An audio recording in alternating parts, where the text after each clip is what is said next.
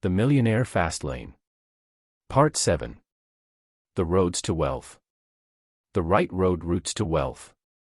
He who chooses the beginning of the road chooses the place it leads to. It is the means that determines the end. Henry Emerson Fosdick.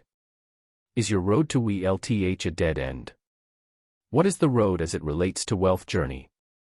If you're a slow laner, your road is your job, doctor, lawyer, engineer, salesman, hairdresser, pilot.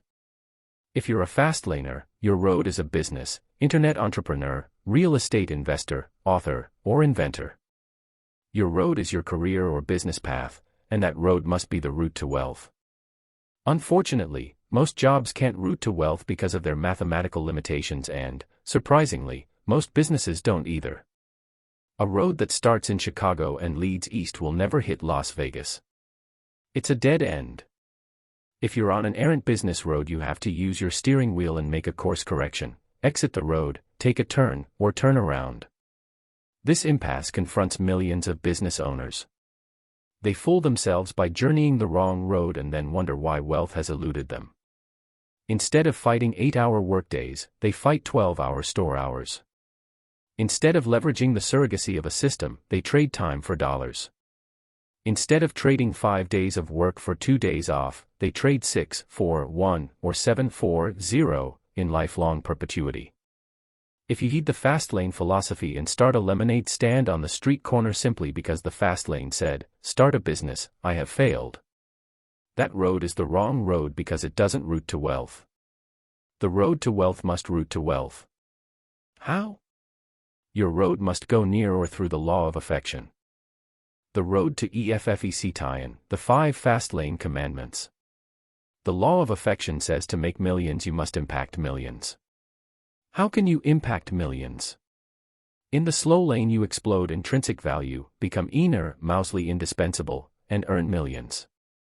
In the fast lane, you engineer a business that touches millions of lives in scale, or many lives of magnitude.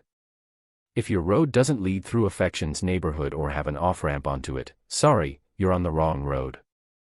The power of the fast lane wealth equation is ignited by a business that drives to the law of affection. Business opportunities are plentiful, and unfortunately most of them aren't fast lane roads.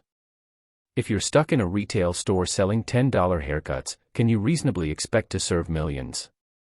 To make millions, you must serve millions. A kick-butt attitude is negated if your road is directionally challenged toward affection, because affection is the gatekeeper to wealth. To light the law of affection and illuminate your fast lane road, cross-examine it against the 5 fast lane commandments, NECST, pronounced next. 1. The commandment of need. 2. The commandment of entry. 3. The commandment of control. 4. The commandment of scale. 5. The commandment of time.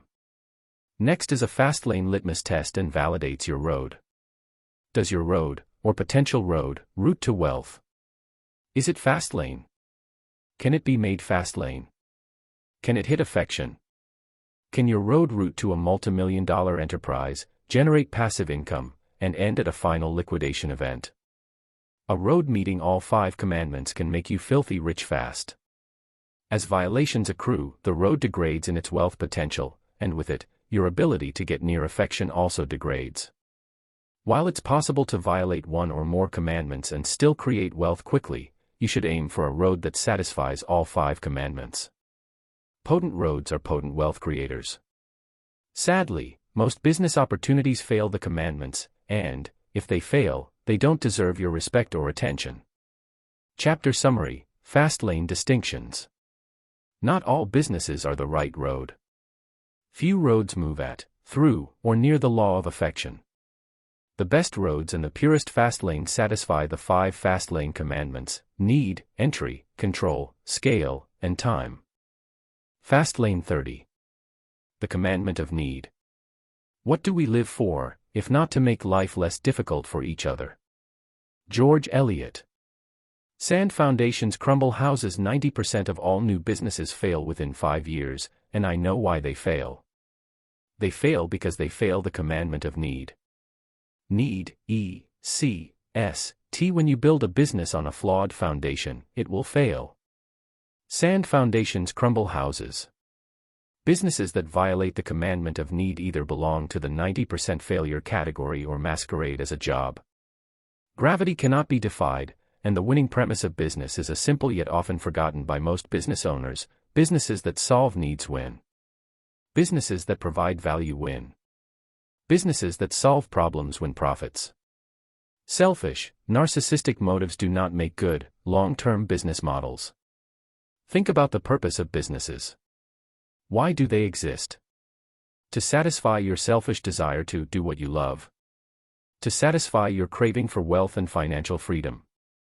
Seriously, no one cares about your desires, your dreams, your passions, your whys, and your reasons for wanting to be rich. No one cares that you want to own a Ferrari and prove your parents wrong. No one cares that corporate America wronged you. No one cares. Yes, the world is a selfish place and nobody gives two shits about your motives to go fast lane. So what do people care about? People care about what your business can do for them. How will it help them? What's in it for them? Will it solve their problem? Make their life easier? Provide them with shelter? Save them money? Educate them? Make them feel something? Tell me, why on God's green earth should I give your business money? What value are you adding to my life? Reflect back to our producer/consumer dichotomy. Consumers are selfish. They demand to know is, what's in it for me? To succeed as a producer, surrender your own selfishness and address the selfishness of others. Stop chasing money, chase needs. Never start a business just to make money. Stop chasing money and start chasing needs. Let me repeat that, because it's the most important thing in this book. Stop thinking about business in terms of your selfish desires, whether it's money, dreams, or do what you love. Instead, chase needs, problems, pain points, service deficiencies, and emotions. Entrepreneurs fail because they create businesses based on selfish premises, and selfish premises don't yield profitable businesses. They lead directly into the 90% failure wastebasket. I need a new income stream. I'm an expert in blank, so I'll do that. I read a Get Rich book and it says to start a business. Wrong. Wrong. And wrong. Again, selfish, narcissistic premises are VIP invitations to violate the commandment of need. You and your business attract money when you stop being selfish and turn your business's focus from the needs of yourself to the needs of other people. Give first, take second. Needs come first, not money. Needs precede money. Engage the marketplace with your own selfish need and my bet is placed on your failure. Joe was a martial arts expert and he loved his craft. Following the advice of gurus, he set out to do what you love and opened a martial arts studio. Within 10 months, his studio closed, as he could no longer support his family on his $21,000 per year business profit. Before Joe started, he was destined for failure. He got into business based on a faulty entrepreneurial road paved with sand, a premise based on selfish needs and selfish desires. I'm an expert in martial arts and love the art, therefore I should open a studio.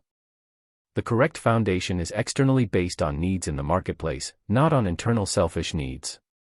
Instead of selfish motives, what should have Joe been thinking? Is there a need in my neighborhood for a martial arts studio?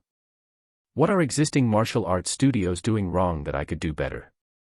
What improved value do I offer the martial arts student?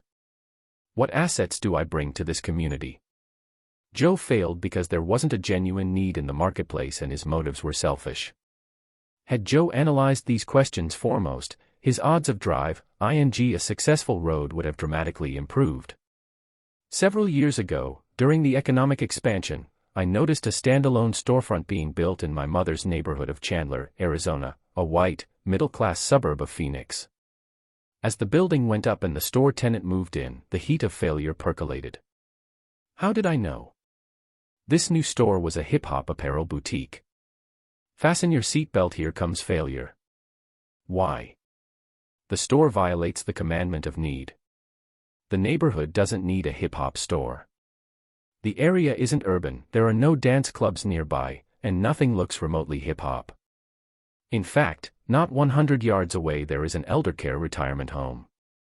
Is a 91-year-old grandpa the target market for hip-hop gear? The obvious problem here is selfishness. The owner is following his passions, and his love for hip-hop music and culture. Maybe a life coach told him to do what you love. Whatever the motive, the need is internal and not externally based on the marketplace. I predicted the business would last 12 months. After 18 months, the business disappeared. The road was paved with sand because no need existed. Money chasers chase money, not needs. Frequently I read posts from aspiring entrepreneurs with grandiose goals of making a fortune by starting a business. Hang out at any business forum and you will see the misdirected, selfish foundation poisoning the well. How can I make money starting a business? What business can I start with $200 and still make $5,000 per month? What home-based business can I start? I have a friend who manufactures widgets. You think I can make money sell? Them. How can I make a passive income? What's a good product to sell on eBay? What's the best business to start on a shoestring? If you sit around and ask yourself these types of questions, you'll likely end in the failure category because these dialogues expose your preoccupation with money, and not needs or value. You've got it backward. I call these entrepreneurs money chasers. They hop from one business to the next, scalping and arbitraging. Market imbalances, rarely solving needs or creating momentum. Sometimes these selfish business owners use questionable business practices as customer needs are neglected and money is pursued with relentless zeal. Money chasers are consumers who haven't quite made the transition to producer. They want to be producers, but they selfishly think like consumers. For example, in the housing boom, money chasers became mortgage brokers and real estate agents. The burst of the bubble purged the industry clean of the excess. Now with foreclosures at an all-time high, loan modifiers are the newest money chasers. Every boom and bust brings forth the money chasers who are selfishly motivated to hop aboard a train of trends, but are in business solely to serve themselves. With plenty of selfish consumers to prey upon, money chasers survive and thrive until the next bust or they're exposed for fraud. In times of excess, scams, schemes, and rip-offs pervade because money chasers invade and imbalances are created. To attract money is to forget about money. Want to make big bucks? Then start attracting money instead of chasing it. Money is like a mischievous cat. If you chase it around the neighborhood, it eludes you. It hides up a tree, behind the rose bush, or in the garden. However, if you ignore it and focus on what attracts the cat, it comes to you and sits in your lap. Money isn't attracted to selfish people. It is attracted to businesses that solve problems. It's attracted to people who fill needs and add value. Solve needs massively and money massively attracts. The amount of money in your life is merely a reflection to the amount of value you have given to others. Ignore this symbiosis and money will ignore you. Successful businesses share one common trait: the satisfaction of consumer needs as reflected by sales in the marketplace. The marketplaces and consumers, not you, determine if your business is viable. If you sell 10 million anything, 10 million people have voted that your product will help them, or satisfy one of their needs. The only fast lane road that works is a road paved with cement, rock-hard needs, wants, and solutions, not sand. A rock-hard pavement gives you the unfair odds. Solve needs on a massive scale or in magnitude. It could be as fantastic as starting a software company as Bill Gates did, or something seemingly minute like putting a new spin on something old. If you own a website that services 10,000 people daily, you're making an impact. If you own a real estate company that provides housing to 1,000 people, you're making an impact. Make a freaking impact and start providing value. Let money come to you. Look around outside your world, stop being selfish, and help your fellow humans solve their problems. In a world of selfishness, become unselfish. Need something more concrete? No problem. Make 1 million people achieve any of the following. 1. Make them feel better. 2. Help them solve a problem. 3. Educate them. 4. Make them look better. Health, nutrition, clothing, makeup. 5. Give them security, housing, safety, health. 6. Raise a positive emotion, love, happiness, laughter, self-confidence. 7. Satisfy appetites, from basic, food, to the risque, sexual. 8. Make things easier. 9. Enhance their dreams and give hope. And I guarantee, you will be worth millions. So the next time you're trolling the web looking to make money, sit back and ask yourself, what do I have to offer the world? Offer the world value, and money becomes magnetized to you. Do what you love, and die as you do. Beware of another guru speak, do what you love and the money will follow. Bullshit. That is, unless you want to violate the commandment of need. Do what you love is another mythical decree perpetrated by hypocritical gurus and so-called life coaches who are probably 3 clients away from broke. Sadly, the road of do what you love rarely converges with wealth. In fact, it might lead you down a road to destructive love. If you're like me, do what you love was never an option. Think about what you love and then think, will someone pay for it? Is it going to solve a need? Are you good enough to make money doing it? Most likely, you aren't. 4. Do what you love. To work, you need 2 things. 1. Your love must solve a need, and 2. You must be exceptional at it. I love to play basketball, but I suck at it. I can't parlay my love of basketball into a career. I love to play piano, but again, I suck at it. I love many things, but I suck at them. If I wanted a career in any of these loves, I'd need unlimited time and money because no one would pay me a dime to do it. Who wants to endure that ineptness? Consider this book. I love to write. The book represents a dream of doing what I love, and that dream was made possible by the fast lane. If I needed this book to pay for my mortgage, I'm not sure it would. I have no clue if this book will sell 10 copies or 10 million. Therefore I can't rely on it. Doing what you love for money often isn't good enough because we aren't good enough. Additionally, so many people are doing what they love that the marketplace for that activity is so crowded and margins become depressed and heavy competition reigns. Authoring a book is a crowded space. Just because I love to write doesn't guarantee money will follow. In fact, no one cares that I love to write. Do you? Of course not. You want to know if my writing will help you. In a magazine interview, billionaire R.J. Kirk was asked about the benchmark to his success. He replied, "It is for others to say whether I am useful or not. It isn't for you to decide whether you are useful. The marketplace makes that determination. People pay for their satisfaction, they don't pay to satisfy your need of do what you love. People pay for solutions, not for your enjoyment. People pay for solved problems. People don't give a dirty dog ass about your love for whatever. If do what you love doesn't fill a need spectacularly, no one will pay for it. This book is possible because I didn't need the confirmation of money to authenticate my skill. If that sentence is not too complicated to understand, you get my point. Maybe I'm just not good enough. Regardless of sales, my book is a testament to do what I love, whether I'm good at it or not. The fast lane allowed money to be removed from the equation. Now, I don't need to get paid to do what I love. I just do it. In other words, money led to do what you love, it didn't follow. How's that for irony? LeBron James gets paid to play basketball because he is good. One of the many destinations of the fast lane is to remove the confirmation of money from your do what you love activity. Fastlane success means I could play basketball 7 days a week. I can play video games all day. I don't need to get paid to do what I love because I can now do it for free. If you are one of the lucky few who can earn an income from a specific activity that you love and are good enough, kudos to you. And congratulations, you might not need a fast lane. A slow lane just might suffice. No worries.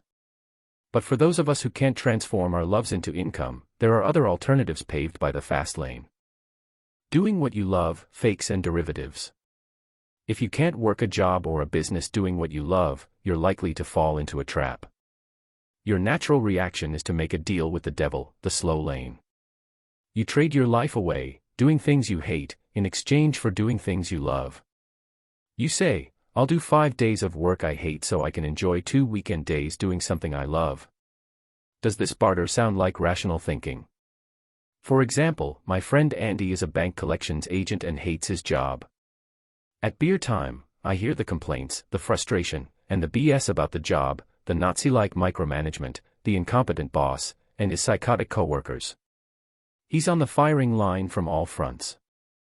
He numbs himself to this suffering 5 days a week. His salvation. His weekend. He pays, do what you hate, with a weekend of boating, which is his, do what you love. Then other people negotiate with, do what you love, into an alternative, or a derivative. For example, Pauline loves to knit, so she sells her knitting online. Jose loves automotive audio, so he opens a car stereo shop. Janice loves to sculpt and 213 sells her works at the local gallery. Gary is an avid bodybuilder, so he becomes a personal trainer. There are 2 dangers to derivatives. 1, they don't make money fast. 2, they endanger the love. First, do what you love rarely creates money fast because more than likely. Not only are you doing what you love, but thousands of others love doing the same thing too. Just tune into the first week auditions for American Idol for proof. The need is weak. This saturates markets and makes profit margins shallow. At my gym, a personal trainer acquaintance told me he is struggling to make ends meet. When I asked why, he responded that personal training is so competitive that he can't charge a price worth his time. His service fees are deflationary, caused by an abundant supply of trainers, and when supply exceeds demand, prices move down. Not enough need, too much supply. So why is the field for personal trainers so saturated? Simple. People follow the espoused guru-esque advice without reflection on need, do what you love. Unfortunately, if you love doing it, bet on thousands of others loving it too. When you do what you love, prepare to face stiff competition. Who enjoys higher margins? The personal trainer? Or the guy who starts a company to clean up crime scenes? The second danger of derivatives is that your love becomes vulnerable to contamination when you do it for money. If you are forced to do anything, even something you purport to love, in exchange for a paycheck, that love is put in danger. Years ago, I took a job as a limo driver because I loved to drive. By the time that job ended, I hated to drive. After work, I'd stay home because I was so sick of driving. My love was contaminated. I once had a friend who created fantastic paintings as a hobby. When I asked her why she doesn't paint full-time for a living, her answer was simple: I paint when I am impassioned to paint. The few times when she painted for money, it stunted her artistic creativity because a different force fueled the motivation, money, not emotion from the moment.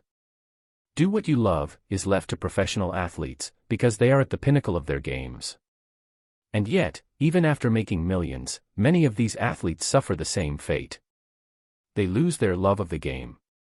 Dancers lose their love for dance. Artists lose their love for art. Money and the demands of life cast a cloud over the love and darken it into a burden, while derivatives of do what you love might yield a figment of happiness. They operate in saturated marketplaces and, more importantly, they could jeopardize your natural love for the activity. Your ignition, moving from love to passion. The motivational fuel for the fast lane is passion, not love. Passion gets you out of the garage and onto the road. If you have a passion for a specific goal, you'll do anything for it. I had a passion for Lamborghinis and was willing to do anything for it. Pick up dog shit, mop floors, work at 3 a.m., whatever it was going to take, I had the passion to do it. Did I love driving limos? Hell no. But I had a fast lane passion and it motivated my movement to the vision of future. Your vehicle needs an ignition, a starter, something that compels you to jump out of bed in the morning, challenged to tackle the day. That ignition is passion. You need a passion for something greater. It is different for everybody, but when you find it, you will do anything for it. When you reposition your goals and visions at the end of a road that works, that end transforms your daily life into passionate action toward that specified destination. If you can't get paid doing some activity, identify a specific why or end goal that ignites your passion to act. What is your why? Why are you doing this? Why go fast lane? Whom do you want to prove wrong? My WHYS read like this. I want to pay off my mother's mortgage. I want to wake up without an alarm clock. I want to write a book without the pressure of money. I want a big house on a mountainside with a pool. I want a Lamborghini. I want to make a difference. I want to prove him wrong. Passion beats, do what you love, because passion fuels motivation for something greater than yourself and is generalized. When the focus is doing what you love, the focus becomes industry specific and you're likely to violate the commandment of need. Why are you starting this business? Because you love it. Or because there is a real market need. I repeat, passion for an end goal, a why, drives Fastlane action. Mike Rowe, host of the cable television show Dirty Jobs, profiled several owners of businesses who had less than lovable duties. From testing bovine manure to cleaning up pigeon goop, the owners were passionate. None of them loved what they did, but they had passionate, wise, and very deep bank accounts. Competition was sparse because everyone else was busy chasing, do what you love. A formidable why is all you need to turn your daily activities into passionate motivation, the get up in the morning metamorphosis to bust open a Fastlane 215 road. What are your WHYS, and are they strong enough to motivate you into process? Passion erases the suffering of work. When I was in startup mode with my company, I worked long hours. Was I suffer, the toil of work? No. I enjoyed it, because I had my whys and I was moving toward them. The journey hardened me, challenged me, and yes, it was even fun. I was passionate about what I wanted and I was going to get it. The Fastlane isn't a destination but a personal journey. Writing this book has been an enduring journey, and I admit that I gave up 3 times. Why? After a year of writing and not finishing, my love for writing evaporated. My love became a hate. I was doing what I love, and suddenly that love faded because people started to expect a book. I confided to a friend, I quit. I no longer enjoy it and I don't need to finish it. So how did I finish if my love for writing evaporated? I found my passion, which compelled me to finish. I love to see the dreams of others become reality. When a dead dream is given sudden life, I feel invigorated. Anytime I wanted to give up, I'd receive an email that applauded me, your forum changed my life, or, thank you, my life has turned for the better. That is passionate currency that repositioned my writing effort into action. I went from love, to suffering, to passion. Get your road to converge with a fantastic dream. A road that doesn't converge with your dreams is a dead end. When you concede dreams, life withers. Reflect back to childhood, when you heard, what do you want to be when you grow up? Underneath this question, what's it really asking? It's a probe to find the road to your dreams, and it was usually answered in a phantasmal vision. For me, I wanted to be an astronaut, blame Han Solo, a filmmaker, blame George Lucas, and an author, blame Isaac Asimov. How about you? What is your outrageous, fantastic dream? And the real question of concern, is there any chance you are doing it, or will be doing it? More than likely, you're not, because the slow lane has killed it. I asked my friend Rick this question. Guess what? He didn't answer this question with, I want to be a sales representative at Verizon Wireless. Nope. He answered with, I wanted to be a race car driver. So, why is Rick selling cell phones today? Is there any chance in hell he will actually become his dream, a race car driver? There isn't. The dream is dead and the road is derelict. Nonetheless, as Rick sticks to his job and waits for a promotion, he wonders, there's got to be more than this. And then there's Sarah. She didn't answer this question with, I want to be a shift manager at Taco Bell. Nope, she wanted to be an artist. But today, Sarah finds herself working the graveyard shift, mopping up the floors in the dining room from slobs who have mistaken sour cream for finger paint. As she slams the mop head in the wringer, Sarah has a moment of disquiet. Is this what my life has become? The problem with these people is not their jobs. We've all had crappy, ing jobs that we hate. The problem is their dead-end road that will never converge with a dream. Dreams are forsaken to pay the bills. Instead of a convergent road to dreams, or a chance of a dream, their road goes through an inescapable hell. Life becomes suffering. There is nothing wrong with working at Verizon or Taco Bell. Heck, these jobs would have been promotions in comparison to the meaningless jobs I've held. But please, don't make these jobs your means to the end, your final road, because the end most likely will never come. You see, if your dream is dead, so is your passion. No passion numbs you to the greatest violinist in the world while he plays in the train depot. No passion leads to mediocrity in the land of everybody. No passion leads to unhappiness. No passion equals no wealth. If you're struggling for motivation, re-energize your dream and align it with a road capable of burning a trail to its reality. Dead dreams can't burn trails of passion. Passion fires your will to do what is necessary beyond what others can't. Fastlaners work unlike everyone else so they can live unlike anyone else. Take 4 years of hard work in exchange for 40 years of freedom. Unfortunately, most people take 40 years of hard work for 4 weeks of freedom, or however long their paid vacation time lasts. Find your snow in the toilet. How do you find your passion? Passion comes from either excitement or discontent. Take this story posted on the Fastlane forum, thefastlaneforum.com. I grew up in a poor family and lived in a very old rundown barn that had half of it converted into a home. One of the worst times of the year was the winter, because our water pipes would freeze and, with it, our running water. The only way to flush the toilet was to bring snow into the barn, pack it into the water tank behind the toilet, and wait for it to melt. I saw that my mom had to put snow in the tank of the toilet bowl just for us to flush. The worst part was that it had to be refilled every time someone used the toilet. I thought to myself, I never want to live like this again. What is your passion, your perennial snow in the toilet? Leslie Walburn is passionate about animals. Disillusioned by county-owned shelters that euthanize dogs, her dream is to own a no-kill dog rescue shelter. While she can do what she loves and get a job at a shelter, it doesn't bring her closer to her dreams, nor will the job help her amass the wealth needed to pursue the dream. Yes, dog shelters are expensive.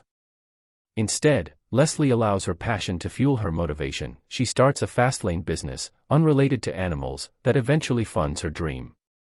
Her passion leads to a dream without the crucible of money. Reflect on a time when your life was turned upside down with excitement and/or discontent. That is your passion. For me, excited passion was when I saw my first Lamborghini as a teenager and I decided, one day, I will own a Lamborghini.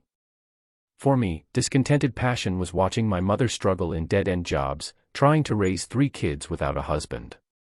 Both fueled my passion. I wanted a Lamborghini and I wanted to help ease the burden for my mother.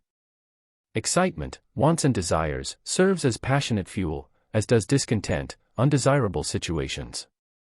Both allowed me to do what others wouldn't. If you find yours, you will too. Chapter Summary, Fastlane Distinctions. The commandment of need states that businesses that solve needs win. Needs can be pain points, service gaps, unsolved problems, or emotional disconnects. 90% of all new businesses fail because they are based on selfish internal needs, not external market needs. No one cares about your selfish desires for dreams or money, people only want to know what your business can do for them. Money chasers haven't broken free from selfishness, and their businesses often follow their own selfish needs. People vote for your business with their money. Chase money and it will elude you. However, if you ignore it and focus on what attracts money, you will draw it to yourself. Help 1 million people and you will be a millionaire. For money to follow, do what you love. Your love must solve a need and you must be exceptional at it. Do what you love sets the stage for crowded marketplaces with depressed margins. When you have the financial resources, you can do what you love and not get paid for it, nor do you have to be good at it. Slow laners feed, do what you love, with, do what you hate. 5 days of hate for 2 days of love.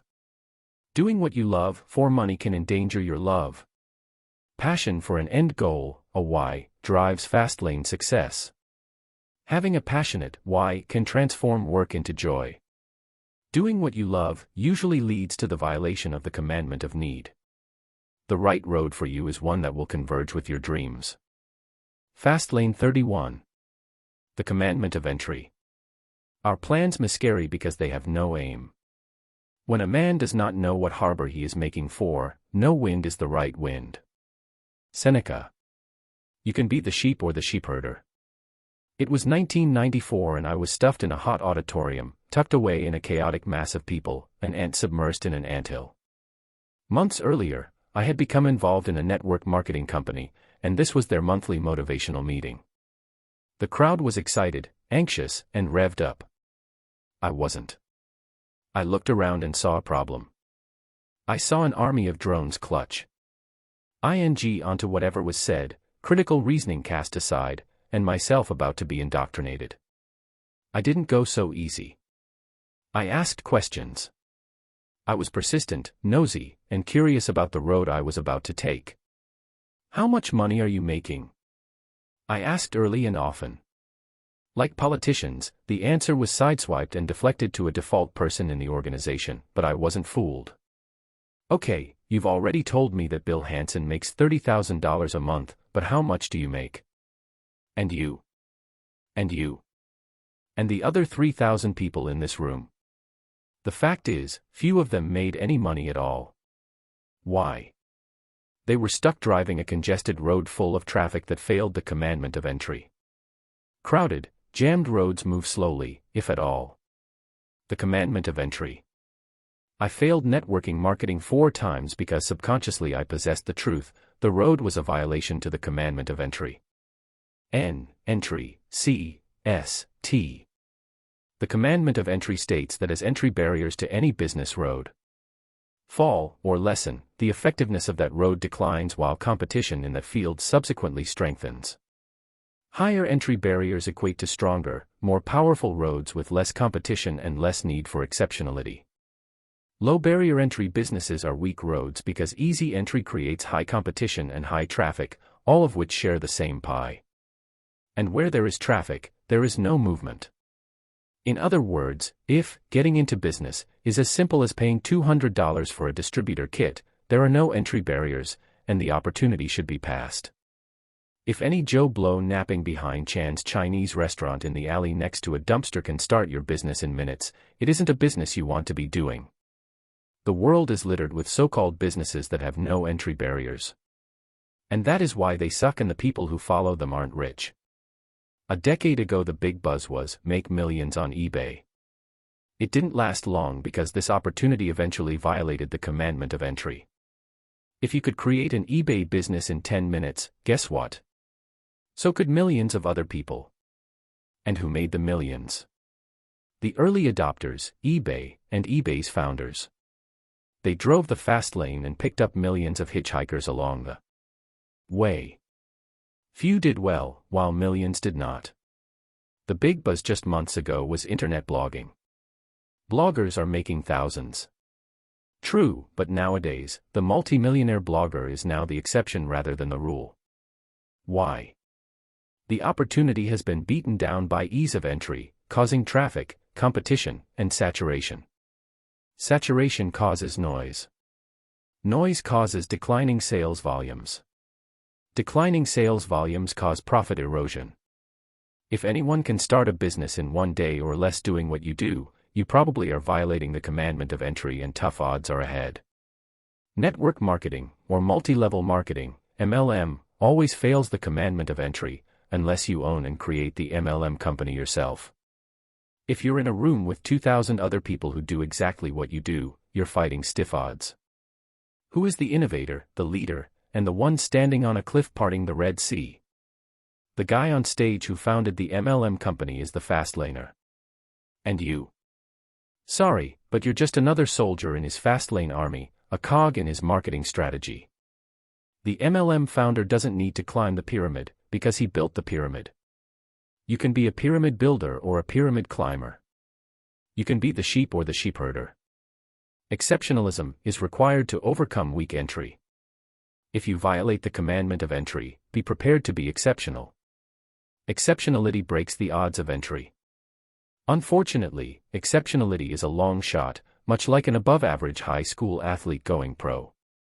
For example, when I sat in that auditorium with thousands of other network marketers, I realized that to exceed among thousands doing the same thing, I had to be exceptional. I had to be the best. Honest with myself, I knew I couldn't be exceptional in that construct. Could I be the exceptional one among 50,000 like-minded distributors? I was doubtful. Conversely, when I started my internet business, I had roughly 12 competitors. Could I be exceptional among 12? Absolutely. Another example of exceptionality is playing professional poker and financial trading, like stocks, futures, and currency trading. Both disciplines violate entry and have little to no restrictions to access. I can go to Vegas with $10,000 and enter a poker tournament anytime I like. I can deposit $10,000 in a trading account and start trading currency. Lack of entry itself creates the marketplace, and to succeed in that marketplace, you have to be exceptional. The best, and the richest, poker players in the world are exceptional and take advantage of the weakest lured by weak entry. The pros call these folks dead money. The same playing field exists in the currency markets. Newbies come and go, trading currencies, expecting to make a fortune, while the only folks making the millions are the exceptional participants and the purveyors of the field, like the currency platforms, brokerage houses, and poker websites. There's an old saying, in a gold rush, don't dig for gold, sell shovels. When it comes to entry, your industry and your business should not be available to everyone, because if it is, you must be prepared to be exceptional. And if you are exceptional, easy entry becomes not a liability, but an asset. Entry is a process, not an event. Want to know if your business violates entry? The answer is another simple question: is getting into business an event or a process? Real business startups are processes, not events. If you're suddenly in business because you bought a distributor kit, or you completed an online form, you're violating entry. If you're suddenly in business because you took 1 or 2 actions, you violate entry. Conversely, if I wanted to start a bed and breakfast in Napa Valley, I'd have to find a property, fix it, finance it, insure it, get licensing and permits, hire a staff, and perform about 10 other steps. Entry is a detailed process. Starting a business, like wealth, is a concerted series of choices that form process. Founders of network marketing companies do spectacularly well because they know that people love events, and what better event is there than, complete this application and you're in business. They leverage entry ease as an advantage. As entrepreneurs, we want to start companies that others can join as an event. Don't fool yourself. Mailing a check to some address listed in the back of an entrepreneur magazine isn't a business embryo. Any business that takes 10 minutes to do/join/participate violates entry. Violate entry and you stamp your ticket into the world of everyone and become a part of someone else's Fastlane plan. Everyone is doing it. Ever get stuck in traffic on the expressway and go nowhere for hours? Welcome to Everyone is Doing It. A road full of traffic is a road full of everyone. If everyone is doing it, I won't be doing it. I'll exit the road, and you should too. Why? Because everyone isn't wealthy.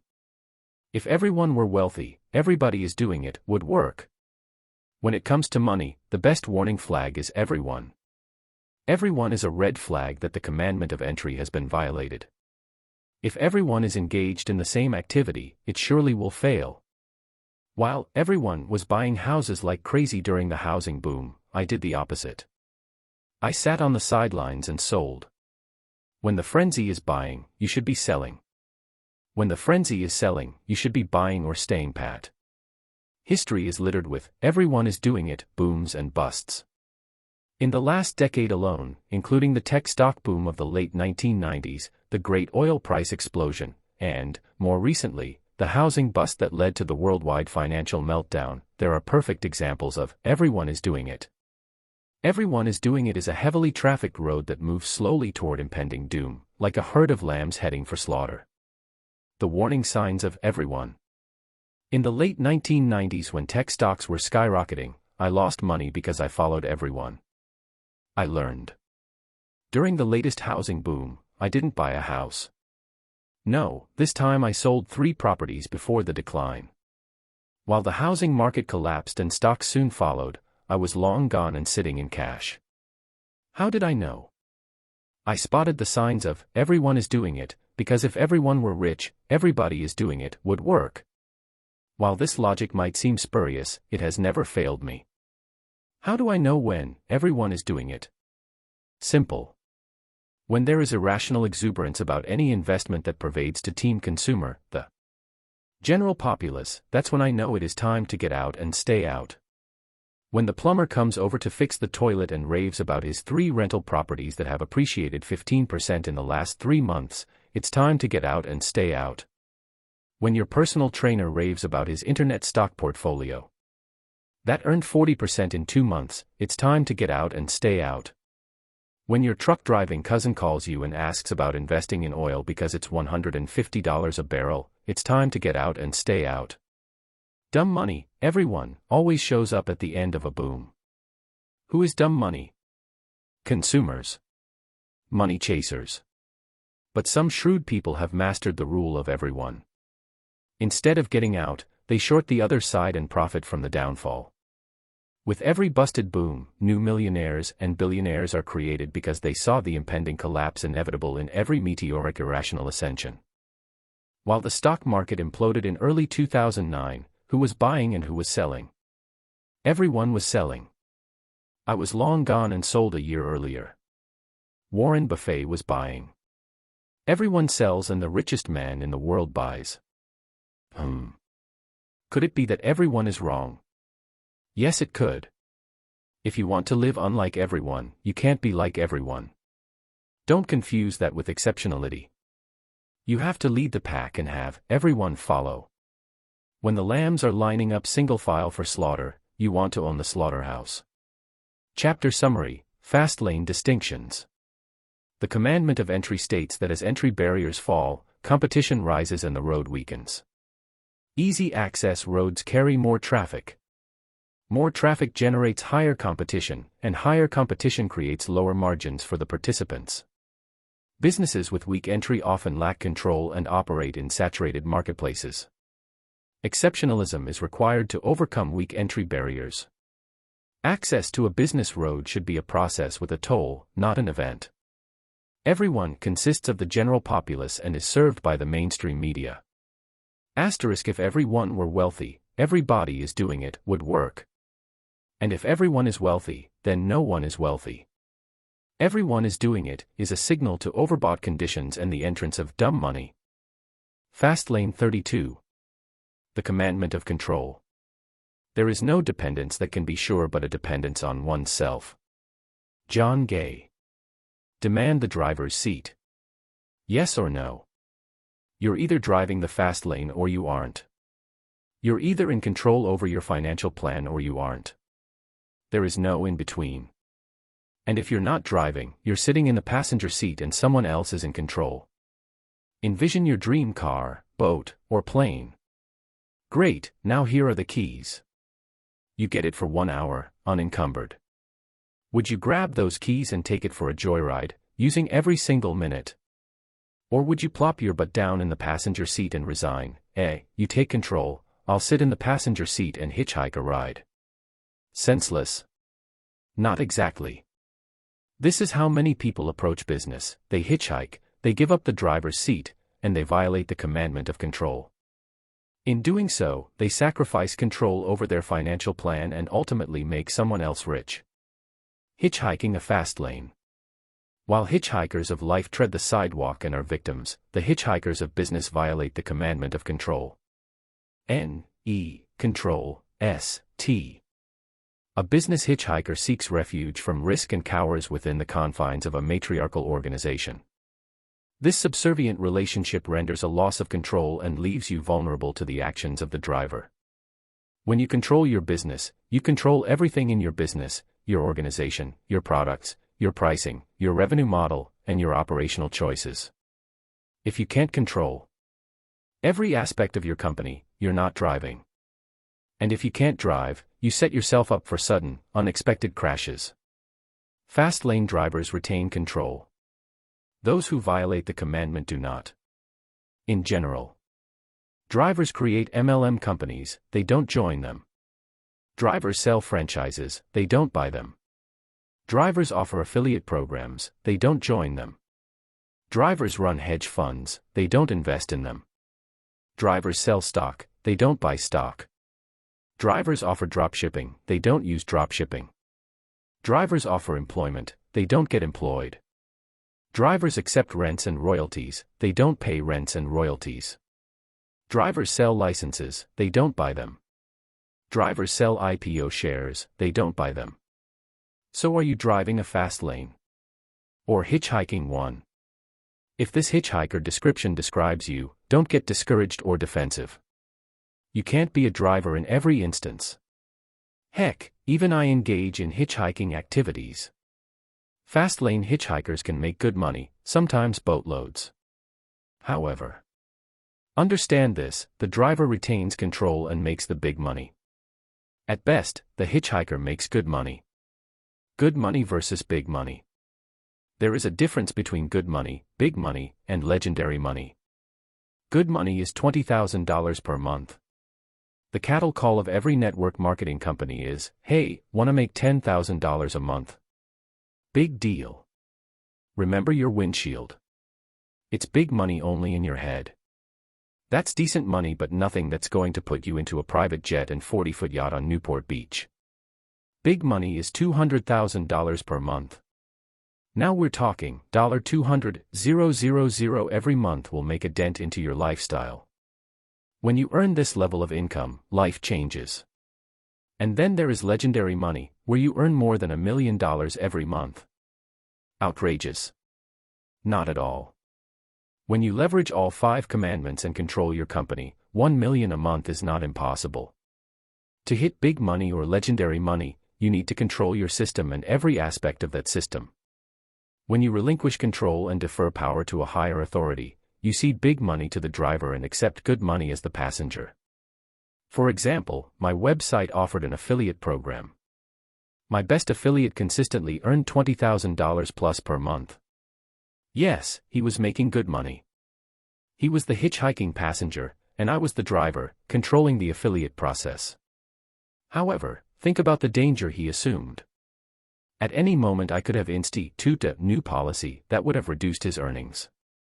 I drove his income stream, and he absorbed the risk that I wouldn't disturb, alter, or modify the affiliate agreement. And most importantly, as a driver, I was the one making big money, $200,000 per month, while he settled for good money, $20,000 per month. Similarly, you might have heard of a unique group of internet entrepreneurs called AdSense millionaires. Google AdSense is an advertiser network that online content publishers leverage to earn income from their website's traffic. There are affiliates, bloggers, and publishers who earn good money from using Google's AdSense program. Some content providers and bloggers earn 6 figures monthly. Arguably, this is big money, yet Google, the driver, makes the legendary money. No control equals crashes. Think about the dangers of hitchhiking. You get into some stranger's car and you let them drive. Hitchhiking a fast lane is an incredible risk, especially when your family is the cargo. My experience has repeated itself for countless entrepreneurs who learned the hard way. Some background: my forum leverages the Google advertising network, which pays revenue for ad clicks that evolve from my forum. It is a hitchhiking relationship. Google is the driver and my forum is the passenger. A thread at my forum discussed an ebook marketing program. As the thread progressed, a joke was made about a former bankrupt NBA player, and, long story short, the folks at Google claimed the content violated their terms. My ads were terminated and the revenue stopped. Now imagine if this forum and the Google revenue were responsible for feeding my family. Imagine if I relied on it. Imagine if I was earning $15,000 month from these ads and in one big swoop, it was gone. No control. No say. No power. It took me 8 days to resolve the problem, but it exposed the dangers of hitchhiking a fast lane as a passenger versus driving it. For those 8 days, my income from that activity was zero. In any driver/hitchhiker relationship, the driver always makes more money than the hitchhiker and retains a critical component to fast lane strategy: control. I can't imagine running a company in which another entity has the power to instantaneously kill your revenue stream. If someone can flip a switch and destroy your business, you're playing roulette with your financial plan. The congenital danger of hitchhiking is that you relinquish control to the driver. If the driver crashes into a wall, guess who goes with them? You. The problem with being a hitchhiker is you really never know the driver. The driver could be ethical, moral, and just, or the driver could be corrupt and evil. Either way, as a hitchhiker you waive all power to your driver. He who owns the keys owns the power. Yet millions of people submit to this type of organizational control without pause. They sign franchise agreements, giving control over crucial business decisions, including marketing, ads, and royalties. They join distributorships in which others dictate their compensation structure. Their product funnel is directed by a centralized source. They're told like automatons what they can and can't do. They're held hostage to a corporate patriarch, not realizing that they aren't really their own boss. If you can't change your product, are you the boss? If you can't change your price, are you the boss? If you can't influence marketing decisions, are you the boss? Years ago, I joined a network marketing company. I had a friend who earned good money. Ultimately, the company changed its product line and compensation structure. My friend's income stream was disrupted and eventually disappeared. The asset he created, his downline and cash flow stream, vaporized in a matter of months. My friend had no control despite claiming that he owned his own boozy-ness. His mistake was to violate the commandment of control. He never had the keys to his business, and his empire was nothing but a mirage founded on false foundations governed by a political party in which he had no voice. When drivers make radical turns and change terms, you have no choice but to go with them. If it's the cliff of bankruptcy or criminal neglect, their sinking ship becomes yours. Do you really want to engage in a business relationship like this? Think shark, not guppy. If you lived in an aquarium, would you rather be the shark or the guppy?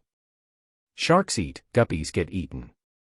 Business is a fierce competition for the consumer's mind and their money. It's an expansive ocean where multiple species wage war over sustenance, money. In this oceanic game, you want to be at the top of the food chain, not at the bottom fighting your way up the top. Build corporate ladders, don't join them. Build pyramid organizations, don't join them. Think manufacture, not retail. To become a shark, you have to think like one. Sharks think big and guppies think small. As a shark, you have to drill down into your belief system and change your mindset. Think globally, not locally. Think to lead, not to follow. Think to innovate, not to copy. The change and transformation from guppy to shark starts with your thoughts as your focus moves from the few to the many. When you engage your fast lane road, be the shark and use the entire ocean as your playground. Ever watch a school of fish? Each fish doesn't act as a single unit. They act in unison as a collective. Unfortunately, most people can't see the danger of this analogy. They're just one fish immersed in a collective controlled by a force greater than themselves. And who is attracted to these schools of fish? The sharks. Be the shark, the predator, not the guppy. Be a driver, not a hitchhiker. Invest in your brand only. Whose money tree are you growing? Are you investing in your brand or in someone else's? Ever sit in traffic and spot a car plastered with decals and stickers of some company? From network marketing companies selling acai drinks to one of the largest makeup companies in the country, these decals are official decrees to the world from the driver. Yes, folks, I invest my life in someone else's brand. They are guppies in a shark-infested ocean. I recently had a middle-aged woman drive up to me in my gym's parking lot. She stopped and asked me about my Lamborghini and its vanity license plate. Then she opened a Pandora's box and asked, "Do you do any network market?" ING. Before I unloaded, I glanced at the car she was driving. She drove a rusty old Hyundai that needed new tires and a paint job. The rear window was missing, unless you believe duct tape suffices as an adequate replacement to glass. The side doors were plastered with decals and magnetized signs exclaiming the greatness of her network marketing company. Make a huge income from home. I wondered if her company, and her road, were so great, why was she driving a POS Hyundai that costs less than the front left tire on my Lambo? How can she advertise, make a huge income from home, when obviously, she isn't earning a huge income from home? I respectfully asked her why she invests in a business that she doesn't control. Why are you painting someone else's big picture when you should be painting your own? She smiled, raised her dream stealer defenses, and rejected my analysis. As if what she was doing was working and reasonable, her mind was closed to my suggestions. That's fine. Keep doing what you're doing and see if that gets you where you want to go. Don't listen to me, you came up to me and I'm the one who's retired and living the dream. I know that sounds arrogant and pretentious, and I apologize, but logic eludes most people. When you blindly invest your life and time into someone else's brand, you become a part of their marketing plan. You become a swab of paint in their big picture. You resign yourself to the slim possibility of making good money versus big money. Not investing in my own brand was one of my most serious mistakes as a young entrepreneur. Hitchhiking a fast lane is an epidemic that deceives many would-be entrepreneurs. I say would-be because hitchhiking isn't entrepreneurial, because at the heart of entrepreneurship is creation and innovation. Hitchhikers aren't pioneers, they don't create or innovate. They sell, operate, and manage. If the driver decides to close up shop, you're out of luck. If the driver decides to discontinue a product and it's your sole source of income, you're out of luck. Fastlaners control their brands, their properties, and their financial plans. They don't blindly give it to others and hope for the best. Network marketing is a fast lane, only if. Network marketing is a fast lane but only if you own the network marketing company. As a fast laner, you want to create these companies, not join them. I have a lot of Facebook friends who are spiritedly engaged in network marketing. I don't espouse my world vision on them because they have to see it for themselves. If they truly believe that $20,000 per month is a great income, let them believe it. If they truly believe that their income stream will be passive forever, let them believe it. If they truly believe that they are in control, let them believe it. These people have to see the truth on their own. It took me 4 network marketing companies to expose the truth. And that truth? The only people in the company who were living in houses on the Pacific Ocean with stables full of exotic cars were the founders and inner circle, not the distributors who signed up years later.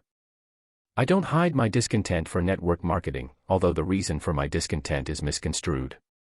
Network marketing is a hitchhiking strategy that disguises itself as an entrepreneurial activity.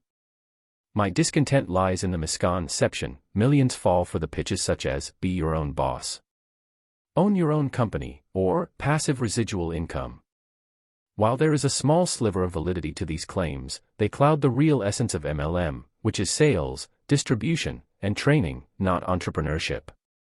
I was involved in 4 MLM companies. Not once do I remember dictating product decisions, research and development, marketing restrictions, rules, cost analysis, or any other activity fundamental to owning a business. As a network marketer, you don't own a business, you own a job managing and creating a sales organization. That's like stuffing money under the mattress and calling it an investment. Years ago, I had friends who did well in MLM, and some of them still do. Heck, I even did okay. But 2 things always nagged at me. First, I had no control. I was at the mercy of the company, its policies, its procedures, its product line, its cost structure, and whatever mandate they set forth, I'd be stuck with it. I remember when my company discontinued its best product and my income plummeted through no fault of my own. My friend who was making a nice living at MLM. He quit due to opposition over corporate decisions, and from what I hear, every few years he jumps from opportunity to opportunity. He continually repeats the cycle, climb aboard some hot opportunity, run it dry, and move to the next. Last I checked, he isn't rich, nor is he retired. He's not stuck in a rat race, but a rabbit race from one carrot to the next. The second nag at my mind was clear, I didn't feel like an entrepreneur. I felt like a worker bee stuck in a chaotic hive. I felt like an employee of a large company that was benefiting from the fruit of my hard work, even when hours of that hard work yielded few dollars. My essence knew I was violating a multitude of commandments and rules, the rule of everyone, the commandment of entry, and the commandment of control. My dislike for the model lies in the misdirection conveyed to would-be participants. They think they're entrepreneurs when they're just salespeople and sales managers in a Fastlaner's plan. Can these folks make a huge chunk of change? Of course, I don't argue that fact. Top salespeople in Fortune 500 companies also make a lot of money. Lottery winners also make lots of money. We're talking odds here, not absolutes. MLM distributors are commissioned employees disguised as entrepreneurs and work, for a Fastlaner in a regime they don't control, but the Fastlaner does. Network marketers are soldiers in the Fastlaner's army. So let me be clear to all those MLM folks out there ready to hang me, I love network marketing as an entrepreneur. If I ever invent a product that needs distribution, network marketing would be my first consideration. Furthermore, MLM has excellent educational value, sales, motivation, team building, and networking. Network marketing can accelerate your future. As for my friend, he is a hitchhiker of a fast lane. What he doesn't realize is that to fully exploit the fast lane road, you don't join a network marketing company, you create it. You must be the creator of the company that people are dying to join. You must be the controller of policy and product, and the producer. The Fastlaner creates and invests in his own brand. The hitchhiker climbs aboard someone else's and hopes to piggyback a ride. If you don't control your system, your money tree, and your brand, you control nothing. You must sit on top of the pyramid and serve the masses. Stop climbing pyramids and start building them. Chapter Summary: Fastlane Distinctions. Hitchhikers relinquish control of their business to a Fastlaner. There is a difference between good money and big money. Hitchhikers can make good money while Fastlaners make big money. Sometimes legendary money. In a driver/hitchhiker relationship, the driver always retains control and the hitchhiker is at the mercy of the driver. Hitchhikers are party to someone else's Fastlane plan. Make the world your habitat of play in an organization you control. Network marketing has little to do with entrepreneurship but more to do with sales, networking, training, and motivation. Network marketing fails both the commandments of control and entry, and sometimes, need. Network marketers are soldiers in a Fastlaner's army. Network marketing is a powerful distribution system. As a Fastlaner, seek to own one, not join one. Fastlane 33. The commandment of scale. In business, to be a success you only have to be right once. Mark Cuban. Speed limit, 15 or 150. When your business road violates the commandment of scale, wealth etc., tie-in is incarcerated within constricting speed limits. Drive any road with a speed limit of 15 and you aren't going to get anywhere fast. Scale is about leverage and leverage is what gives the Fastlane wealth equation its power. N-E-C, scale, T. Business leverage is like a playing field, or a habitat of water. You can choose to inhabit the ocean or a pool at the local park. There are 6 business habitats. Local/community, pool, county/city, pond. Statewide, lagoon. Regional, lake. National, sea. Worldwide, ocean. Scale is difficult to find locally or in a pool that fits only a small number of people. Sure, it can be done, but it requires magnitude, and magnitude doesn't come cheap. If you own a tanning salon, your habitat is local. If you own an upscale restaurant, your habitat is county/city. If you own an internet company, your habitat is worldwide. The larger the habitat, the greater the potential speed, or leverage, of your fast lane. Swing for home runs, not singles. Billionaire Mark Cuban recently wrote on his blog that it doesn't matter how many times you strike out in business because you only have to be right once, and that once can set you up for life. In other words, be in the business of home runs. Business is like baseball. Play on a field where you can hit home runs, don't play on a field where they're prohibited. For example, if you own a clothing boutique on Main Street, you violate the commandment of scale because your pool of customers is drawn from the local trading area. To break scale, the business owner needs to introduce leverage in the form of replication, open more stores, sell franchises, or sell on the internet. Unfortunately, most entrepreneurs engage in singles-only businesses. Their playing field is stunted. Their road screams, speed limit, 15. The home run is impossible and their habitat shriveled. If you're a massage therapist, you won't awake one day and have 10,000 patrons outside your door. There is no leverage. And if you don't have leverage in the Fastlane equation, you don't have a chance. The commandment of scale is like a toll booth on the road to the law of affection. The Fastlane wealth equation, disarmed. When you violate the commandment of scale, you disarm the Fastlane wealth equation and demote its power to slow lane status. Recall the Fastlane wealth equation. Wealth equals net profit plus asset value. Asset value is predicated on net profit, which is predicated by unit profit multiplied by units sold. Net profit equals units sold times unit profit. If units sold has a ceiling, you handcuff your ability to create leverage. Without leverage, you can't create wealth exponentially. When you travel a business road incapable of scale, you render the Fastlane wealth equation impotent. My favorite example is the guy who buys a popular sandwich franchise in his local neighborhood. This business violates the commandment of scale because the variables, units sold and unit profit, are implicitly limited. How many sandwiches can this guy humanly sell in one day? 50. 100. How many hours are in the day? 24. See the similarity? The objective of units sold is to have an upper limit greater than 100. How about 10,000? Or 100,000? Is there anything this sandwich shop owner can do to sell more sandwiches in one day? Under his current structure, there isn't. He is limited in scale to his local trading area. He'll never sell a cold-cut combo to a man living in Australia, let alone the neighboring city. Scale is limited, causing this road to have a constricting speed limit, just like a slow-lane road. To make matters worse, the other end of the equation is also limited, unit profit. What is the maximum unit profit on a sandwich and drink? $2. Again, we are operating under a ceiling of low numbers. These numbers don't transcend wealth, they limit wealth. Now let me clarify before you hammer me over the head, I'm not suggesting that a local restaurant owner can't get rich. In fact, I know a few restaurant owners who do quite well, except that they operate a different class of restaurant, upscale establishments, where scale and magnitude have more reach. If your average dinner bill is $200 and you draw patrons from all over the city, not just the local neighborhood, you operate on a different scale.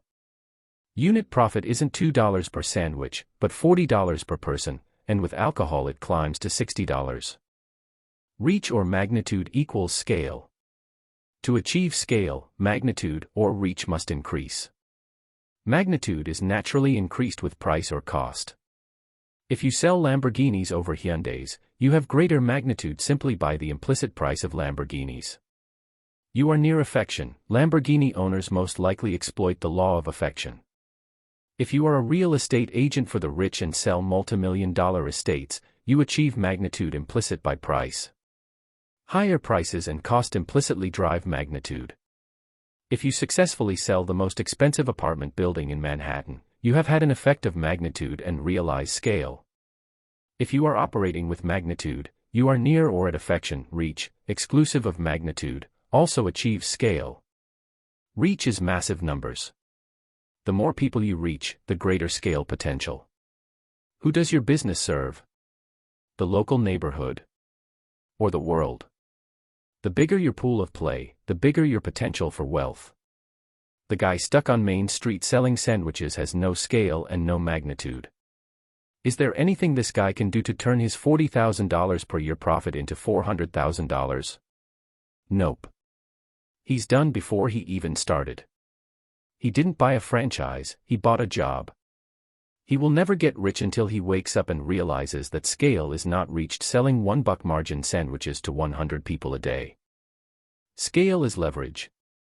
The commandment of scale demands a business that maximizes the Fastlane wealth equation. Give the law of affection a chance. Give wealth a chance. How do you know if your business, or potential business, honors the commandment of scale? Ask. Can the net income of this business scale limitlessly, say, from $2,000 per month to $200,000? Can the asset value of this business scale into the millions? Can't his business impact millions, or does it impact hundreds? Is its customer pool the world or a small community in the city?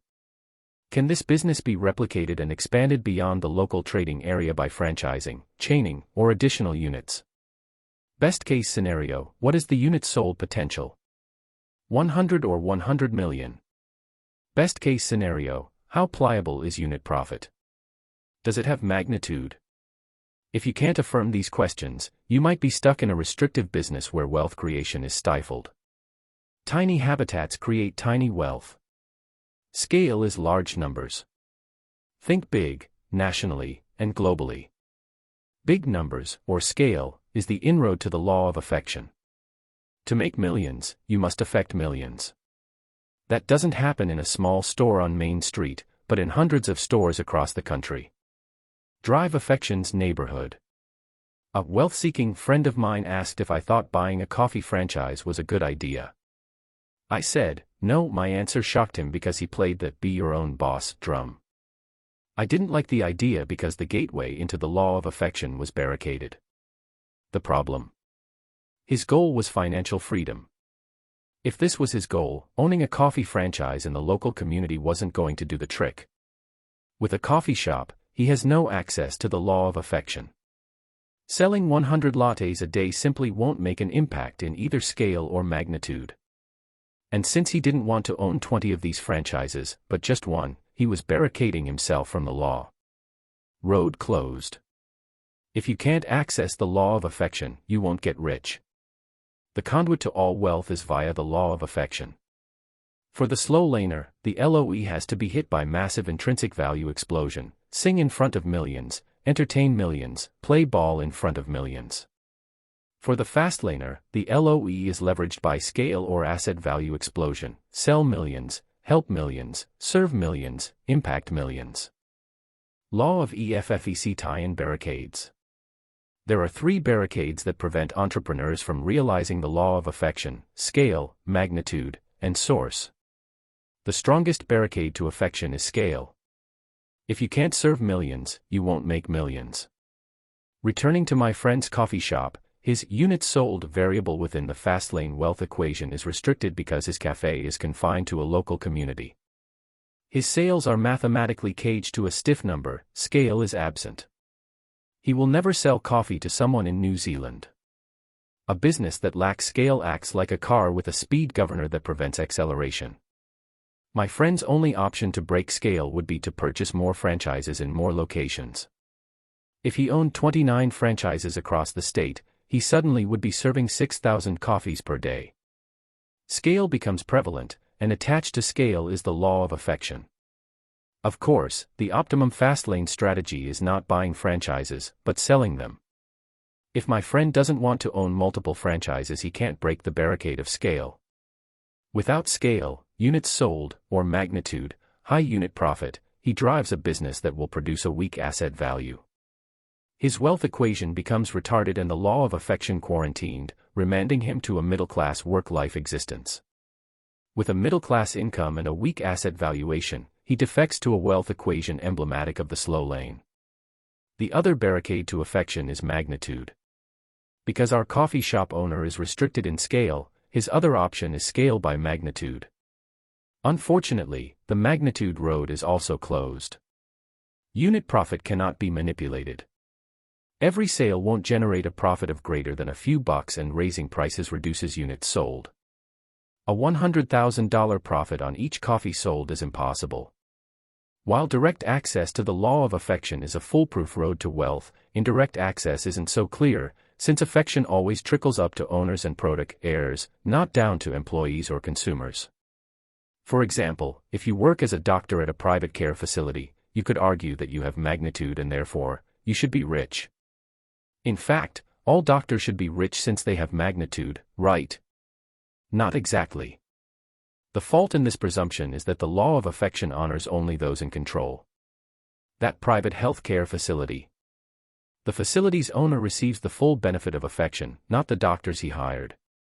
The doctors on staff aren't guaranteed access to affection because they don't control the system.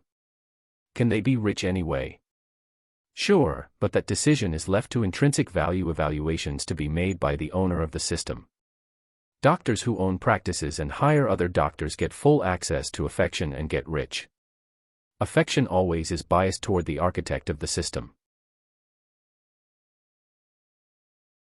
How to access the law. If you want access to the law of affection, drive a road that can break through scale or magnitude while controlling its source. If you can't be the source, serve the source. Thankfully, you can easily determine which roads run parallel to the law of affection. Whatever your road, regardless of roadmap, can it directly scale to impact millions, scale? Can it tremendously impact a few, magnitude? If you invent a gadget that millions can use, you have direct scale and the law is accessible. Fast wealth is a possible. If you are chosen as a finalist for American Idol, you have direct scale and the law is accessible. Fast wealth is possible. If you build a website that serves single moms, you have direct scale and the law is accessible. Fast wealth is possible. If you are 2 management positions away from a CFO position at a Fortune 100 company, you have indirect scale and the law is accessible. Fast wealth is possible. If you are an attorney and take cases that involve wrongful deaths, you have indirect magnitude and the law is accessible. Fast wealth is possible. If you create a successful retail store and franchise it to 300 entrepreneurs around the country, you have both scale and magnitude and the law is accessible. Fast wealth is possible. If you invent a machine that detects skin cancer, you have magnitude and scale and the law is accessible. Fast wealth is possible. Think big, but think scale and/or magnitude. Analyze your Fastlane equation and examine the variables. What are your maximum units sold and maximum profit per unit? What is the size of your customer pool? For example, as an author, I have scale, and with scale, the law of affection is accessible. Who is my audience? The whole English-speaking world, tens of millions of people. I'm reminded of scale anytime this book is pre-ordered from Australia or New Zealand. My upper limit is the world. My road has no speed limit and that grants access to the law of affection. Chapter Summary, Fastlane Distinctions. Your total pool of customers determines your habitat. The larger the habitat, the greater the potential for wealth. A business can be a singles or a home run-based business. Its strength is determined by scale, which is derived by habitat. The Fastlane wealth equation is disarmed when you violate the commandment of scale. Scale is achieved in reach, units sold, and/or magnitude, unit profit. The law of affection is the primary conduit to wealth, which can be roadblocked by scale, magnitude, or source. Affection consequences trickle up to owners and producers. Breaking scale or magnitude indirectly in an uncontrolled entity is not a guarantee of wealth. To gain access to affection, you have to break the barrier of scale or magnitude in an entity you control. Scale, magnitude, or source deficiencies create governors on the speed of wealth creation. Fastlane 34. The Commandment of Time. I am long on ideas, but short on time. I expect to live only about 100 years. Thomas Edison. Break the binds that tie. The final Fastlane commandment is the commandment of time. The commandment of time requires that your business detach from your time.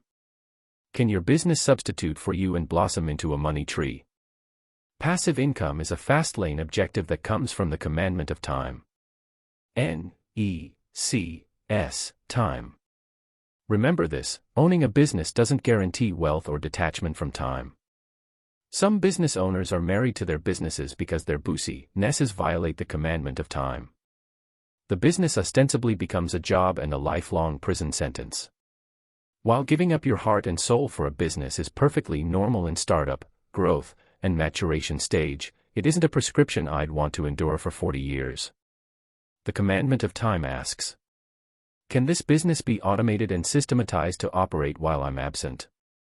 Are my margins thick enough to hire human resource seedlings? Can my operation benefit from the introduction of a money tree seedling? How can I get this business to operate exclusive of my time? Jobs are time trades for income, and yes, so are some businesses. The goal of the fast lane is a disconnection of your time from income, even if that income isn't millions. Would you rather work 10 hours a week and earn $60,000, or work 70 hours a week for $140,000? I'd take the former over the latter every time. Ashlyn Gardner loves the arts and literature. Following the prophetic advice of gurus, she sets off to do what she loves. She opens a coffee shop featuring art of local artisans and hosts weekly literature readings. Like a new love relationship, her new business starts with a bang and is the source of excitement and eagerness. However, after 2 years, her business normalizes and the luster fades into hardship. Ashlyn realizes that she doesn't own her business, it owns her. Shisapat 4 a.m. Toapanantastobether at 8 p.m. Taklos, the 24/7 of business is a perpetual nag. Employees come and go, and the good ones demand pay she can't afford. Her social life dies and her boyfriend breaks up with her because she never has time. Her gym membership expires and, with it, her weekly yoga class. Seeking to reclaim her time and her life, Ashlyn considers hiring a general manager. Unfortunately, hiring a GM would put her margins in the red. She won't work the business for free and the cost to her life isn't worth the profit she makes. 3 years into the business, she closes up shop and looks to return to the ranks of employee over employer. Ashlyn didn't fail at business. Her coffee shop was successful and earned her a modest living. Where did she fail? She failed the commandment of time and upon entering this business, like most business owners, didn't think it through past the excitement of the newness. A money tree that never grows. A successful business isn't fun and games, especially one that violates the commandment of time.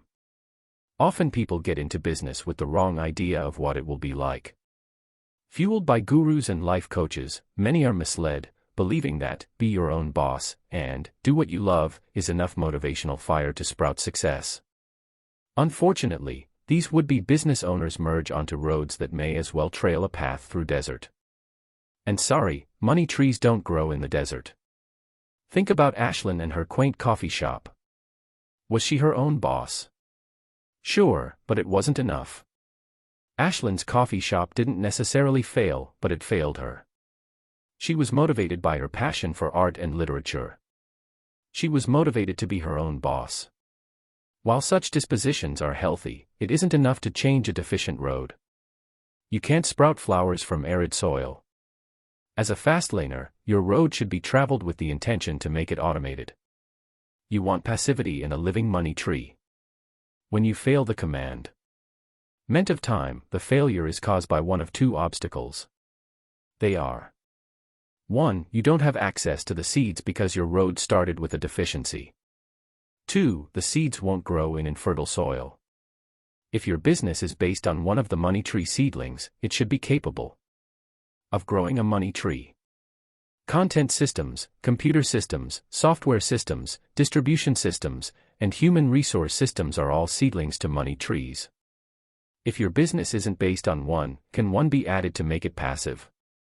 For Ashlyn's coffee shop, she recognized she needed the seed to a money tree, human resources, in the form of a general manager. She couldn't justify the cost, and the seed was inaccessible. Her road started deficient and wouldn't grow a planted seed. Had she ignored her finances and hired a general manager anyway, hence planting the seed, she would have discovered later that it was infertile and incapable of harvesting a money tree.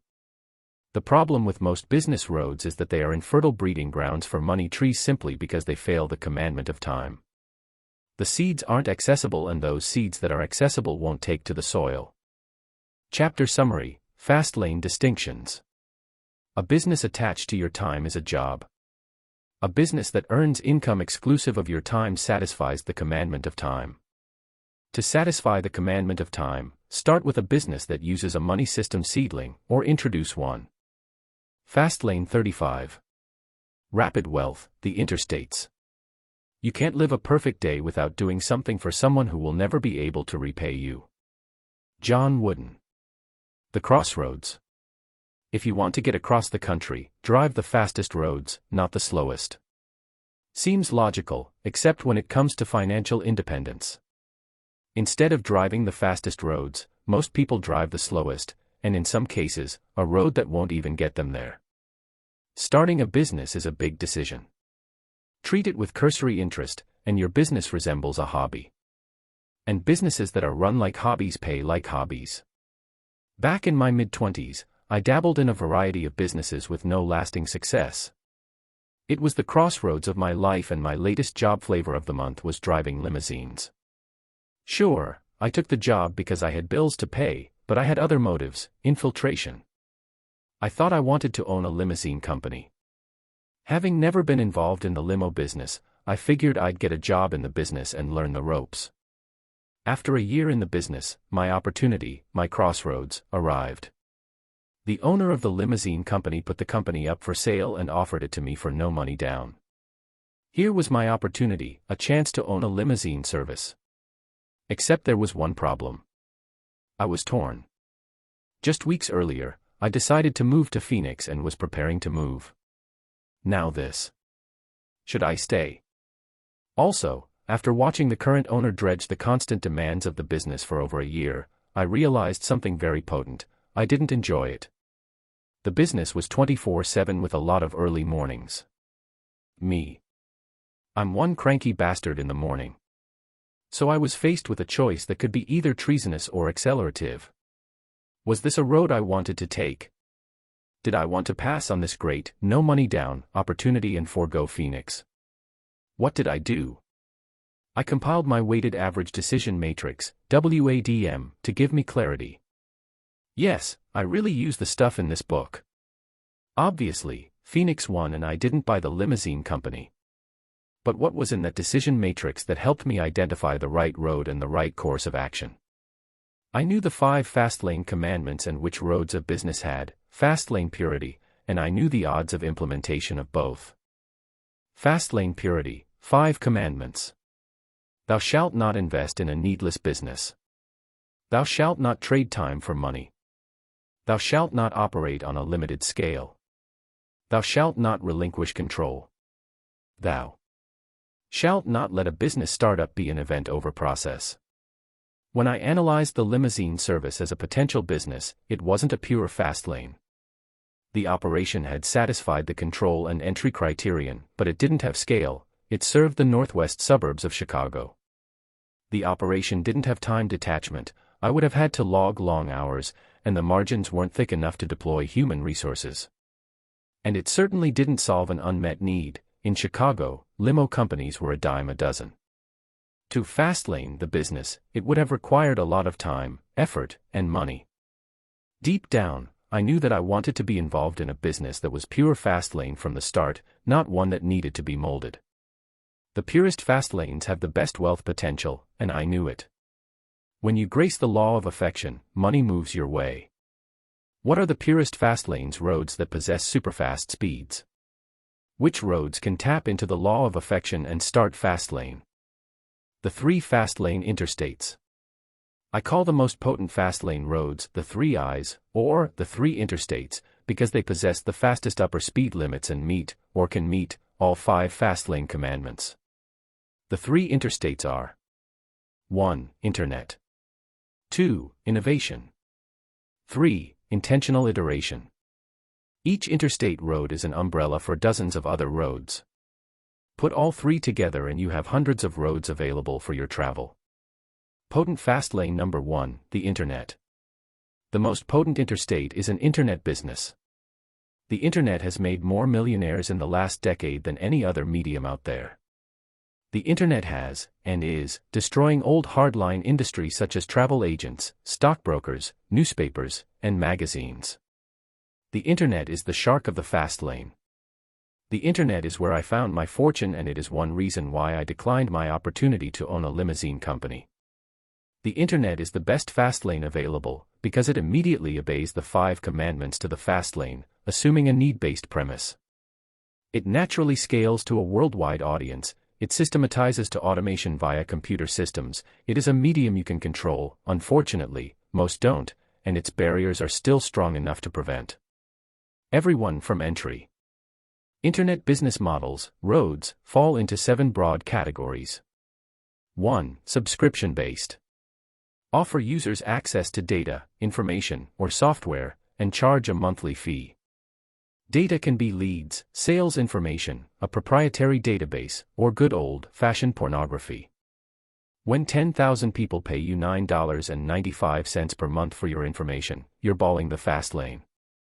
When I owned my company, I paid for many web services, all subscription-based. From data analytics, who is visiting my site, to affiliate management, who wants to offer my service. One particular company ran a website monitoring service that kept track of website uptime. On its homepage it advertised how many clients it monitored.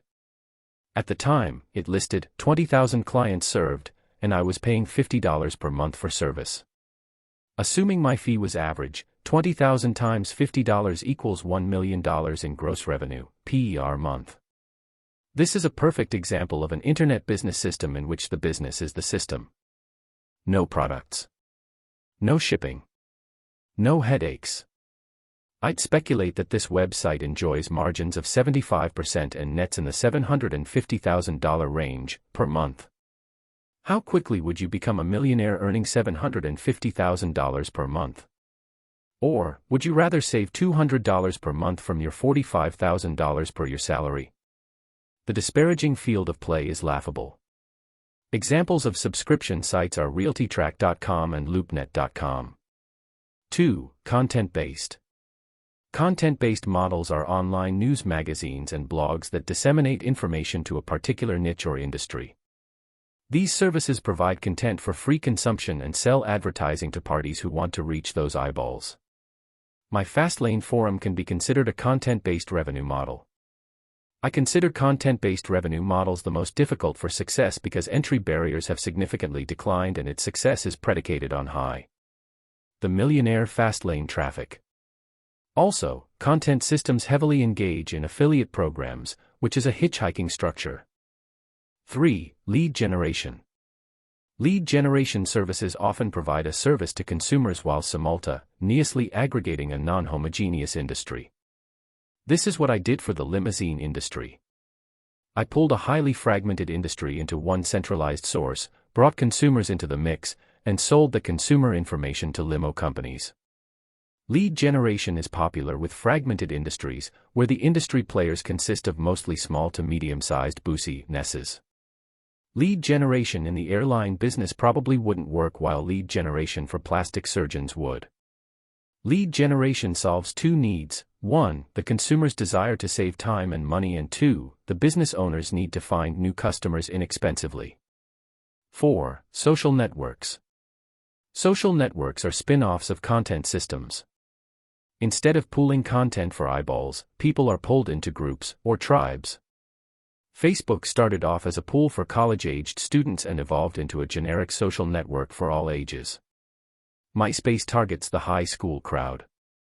LinkedIn hits the upwardly mobile professional. Social networks are mere aggregators of like-minded communities, from mystery novel writers to gearheads who like to rebuild engines on the weekend. 5. Brokerage systems. Brokers bring buyers and sellers together and facilitate transactions. They are market makers for a particular industry and earn money typically on each transaction.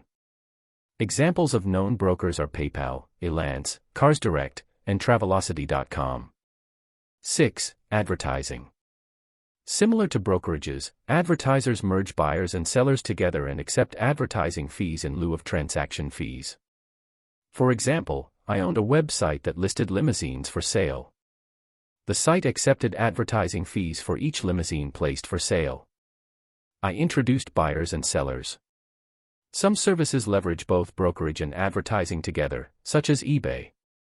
Search engines like Google and Yahoo operate both advertising and brokerage models. 7. E-commerce. E-commerce is the act of selling goods, services, and information over the internet. Amazon.com, CSNstores.com are examples of large-scale e-commerce providers. However, many small local stores have expanded and created scale with the e-commerce model. In my backyard, I have 24 solar lights that I bought online from a small retailer in Minnesota that operates an e-commerce store. Just years ago, that store was local with no scale. Now with an e-commerce presence, they are worldwide and are selling products to retired farts in Phoenix. E-commerce also can be information. E-books are the most popular form of information distribution on the internet. When I sell my book in e-book form on the internet, I'm engaged in e-commerce. I can sell books out of my trunk by sitting in the parking lot at Arizona State University, or I can set up a website and sell books to folks in Europe. When you look at the internet as a fast lane road, it is immensely powerful when examined against our fast lane wealth equation. Wealth equals net profit plus asset value.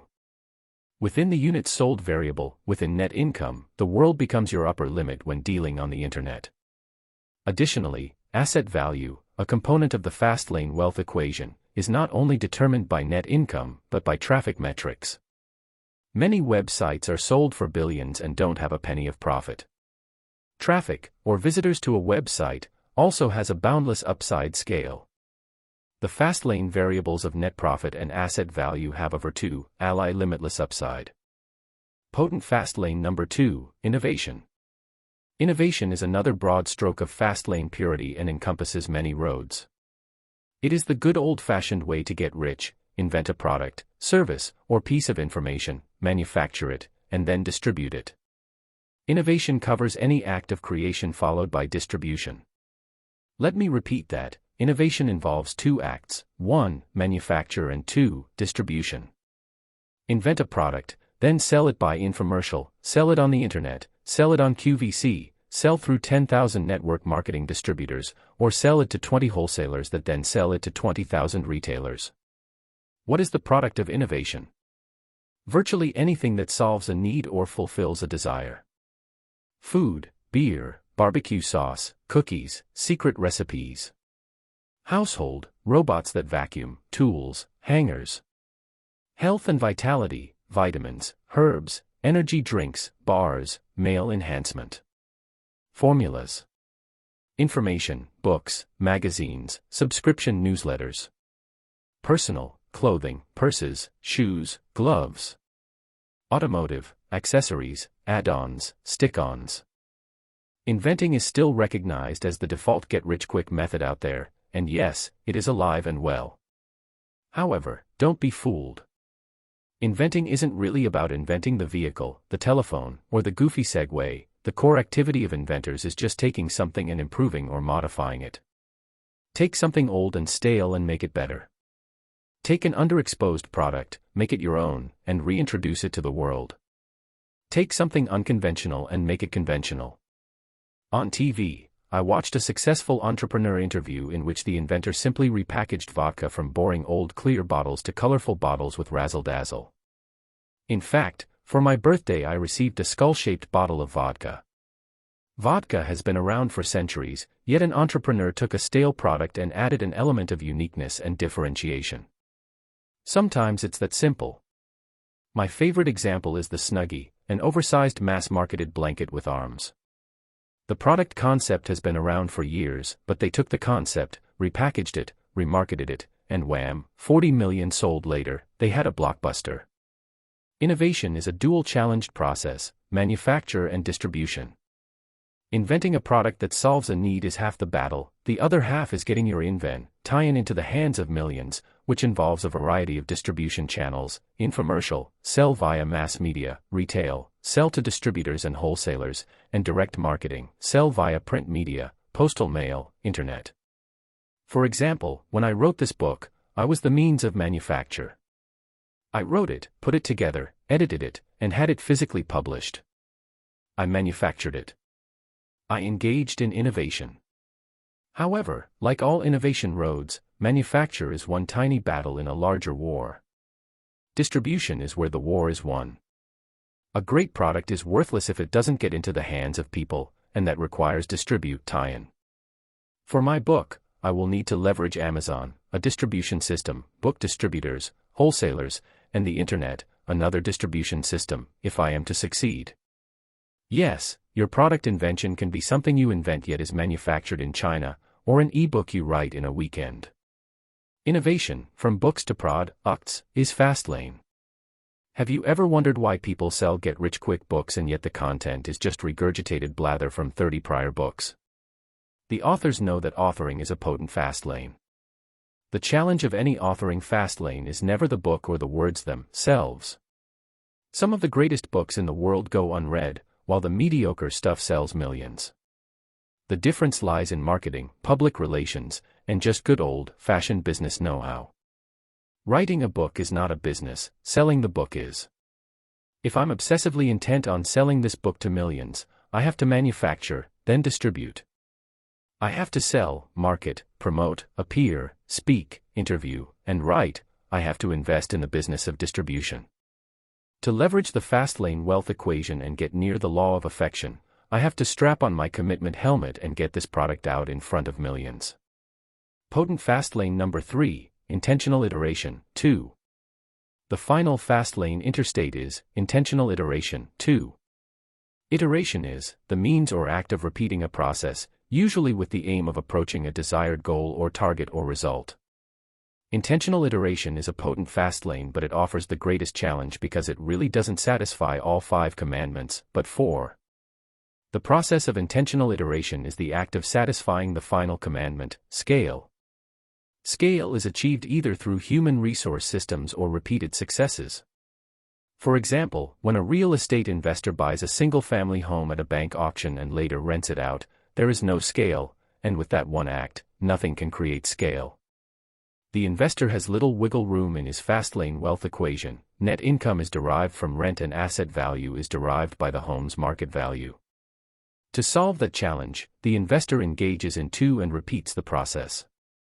Instead of buying 1 home, he buys 50. Yes, easier said than done, and it can be incredibly slow. In effect, the investor has chosen to play on a field of singles, and to hit the home run, 2 needs to become the strategy. Iteration is a profitable, singles-based business scaled to home runs. Franchising is another example of 2. If you build a small store with the goal of intentional iteration, your goal isn't 1 store, but hundreds, perhaps thousands, through the act of chaining or franchising. The intentional iterator goes into business to cookie-cut his system across many successes. A small store often starts out as a violation of 4 commandments but can quickly transfigure into a full-fledged fast lane venture with iteration. The fast lane franchising premise is to build a local business defined by systematic processes, then franchise the concept nationally or worldwide. The iterator's goal is to replicate and sell a concept, a brand, and a system and remove himself from operations. While your little deli might not be particularly fast lane, it could be turned fast lane by the process of 2, through franchise or chaining replication. A popular thread at my forum is titled, "Is a candy kiosk fast lane?"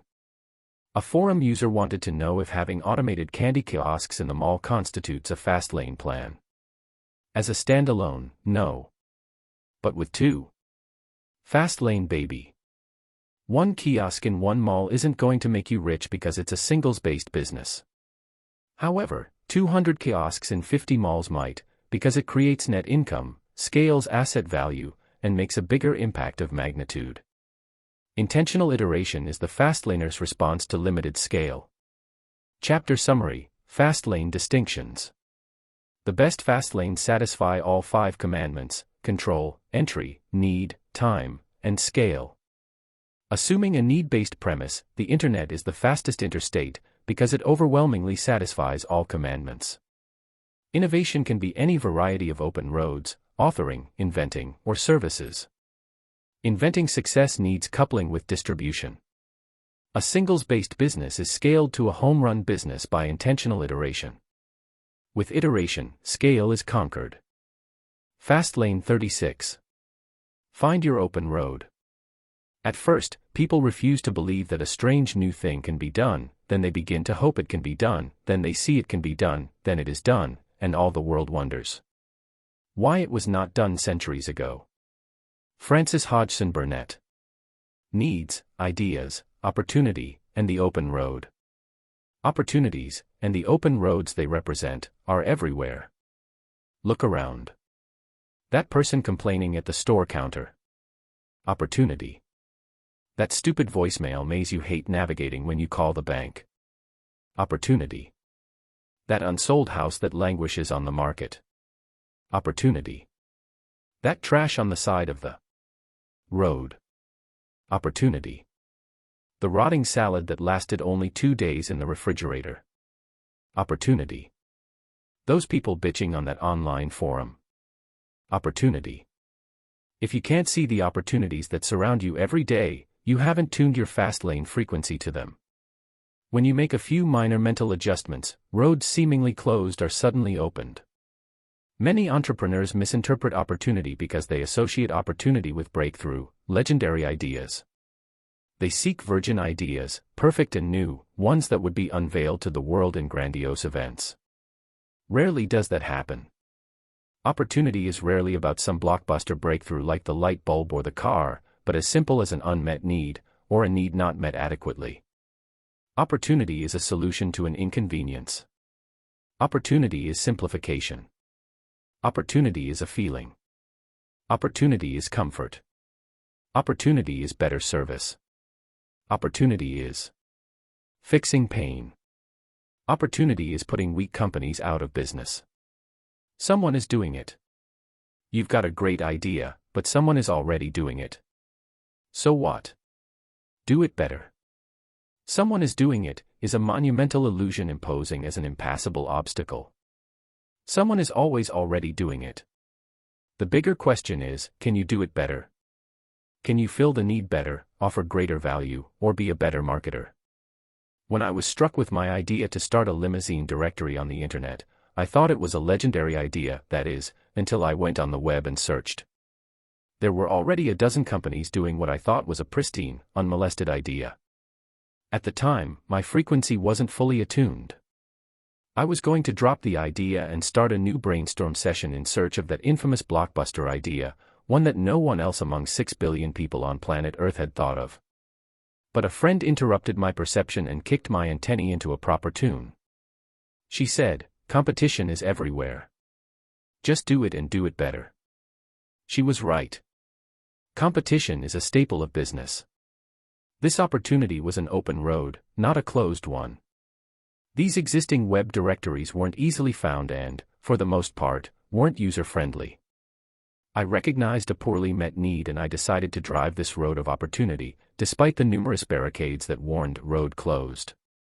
A decade later, every one of those companies I feared disappeared or became insignificant. In fact, the industry leader, unable to respond to my domination, diverted into an alternative service. Forget the big idea, go for better. Successful businesses rarely evolve from some legendary idea. Nope, successful entrepreneurs take existing concepts and make them better. They take poorly met needs and solve them better. Skip the big idea and go for the big execution. You don't need an idea that has never been done before. Old ideas suffice, just take it and do it better. Execute like no one has. Years ago, what if Sergey Brin and Larry Page looked at the internet landscape and said, "Gee, there are plenty of search engines out there, Yahoo, Snap, Alta Vista, why start Google?" It's being done. Thankfully, they didn't, and now Google is the most used search engine, and because of it, Brin and Page are now billionaires. A brand spanking new idea. Nope, a need solved better with big execution. Department stores have been around for decades, but that didn't stop Sam Walton from creating Walmart. It was an open road when the road seemed closed. Hamburgers were around for decades, but that didn't stop Ray Kroc from ing McDonald's. It was an open road when the road seemed closed. Coffee had been around for 1,000 years when Howard Schultz created Starbucks. A new idea. Nope, Starbucks made coffee fashionable and invented a brand, an ambience, and an emotion and attached it to coffee. It was an open road when the road seemed closed. DVD rental stores were around for a long time, but that didn't stop Netflix or Redbox from starting a company and adding convenience to the need equation. It was an open road when the road seemed closed. Beer has been brewed for thousands of years, but that didn't stop Jim Koch from starting Sam Adams or Sam Calagione from starting Dogfish Head Craft Brewery, now the fastest-growing brewery in America. Dogfish was started back in 1995 with a 10-gallon home brew kit and little cash. There was an open road when the road seemed closed. Garbage has been around since men have walked the planet. Yet that didn't stop Brian Scudamore from starting and then franchising 1-800-GOTJUNK, nor did it stop Wayne Huizinga from founding Waste Management with just one truck and a handful of customers. He later built Waste Management into a Fortune 500 company. Is garbage a new need? Or a need that needed better fulfillment? It was an open road when the road seemed closed. A blanket with arms. It's been around for years, but that didn't stop Snuggie from selling 40 million blankets via infomercial marketing. An old idea better marketed and better executed. It was an open road when the road seemed closed. MySpace was thriving well before Facebook, but that didn't stop Mark Zuckerberg. He saw a niche need and solved it. It was an open road when the road seemed closed. Poorly met needs are open roads when they often appear closed.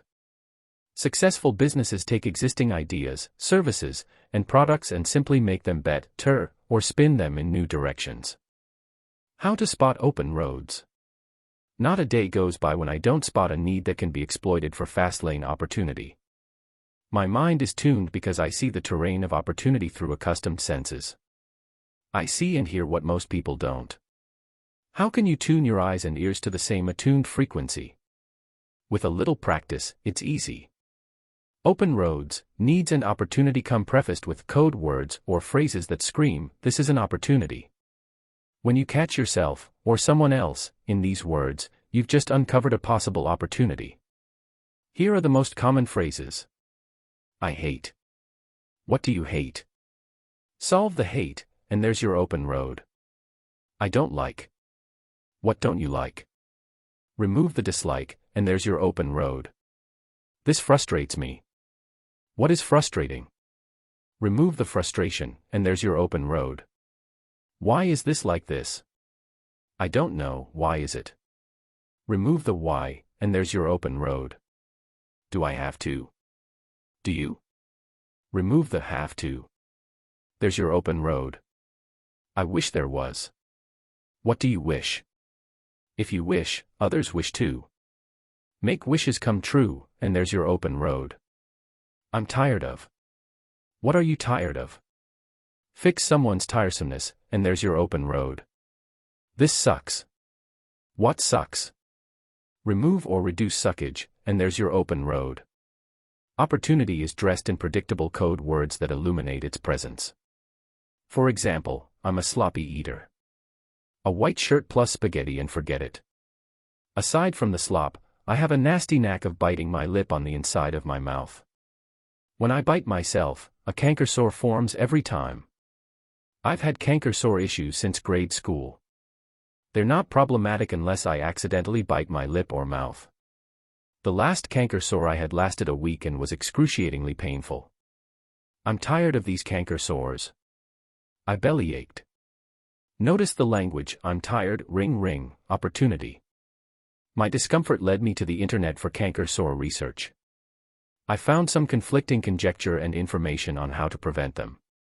Some people recommended vitamin X while others recommended herb Y. Vitamin X and herb Y is not the real name because I'm protecting my formula. So, I bought vitamin X and herb Y and waited until my next chewing mistake. Then it happened. While eating some oatmeal, I bit my lip. A few days later I felt a canker sore brewing at the bite location. I loaded up on vitamin X and herb Y. Remarkably, the canker sore never formed, and it appeared that vitamin X and herb Y worked as a canker sore preventive. Now, anytime I feel a canker sore brewing from an earlier bite wound, I repeat this process, and each time, the sore does not form. I haven't had a canker sore in nearly 2 years. I went from one every other month to none. My opportunity is clear. I could market my special, canker formula, to the masses. I have control, decent entry barriers, scale, and time. How many people suffer from canker sores? How many canker prevention formulas are out there? A few, but are they being marketed well? Can I execute better? The opportunities of open roads come in easily painted language: discomfort, distress, inconvenience, complaints, problems, and performance gaps. You must attack these challenges and introduce solutions, offer solutions to the masses, and I guarantee money will follow. Moral: solve other people's problems and you will solve your own money problems. Failure cracks roads open. Unfortunately, the least traveled fast lane roads are paved in failure, not smooth asphalt. This means stalls are guaranteed.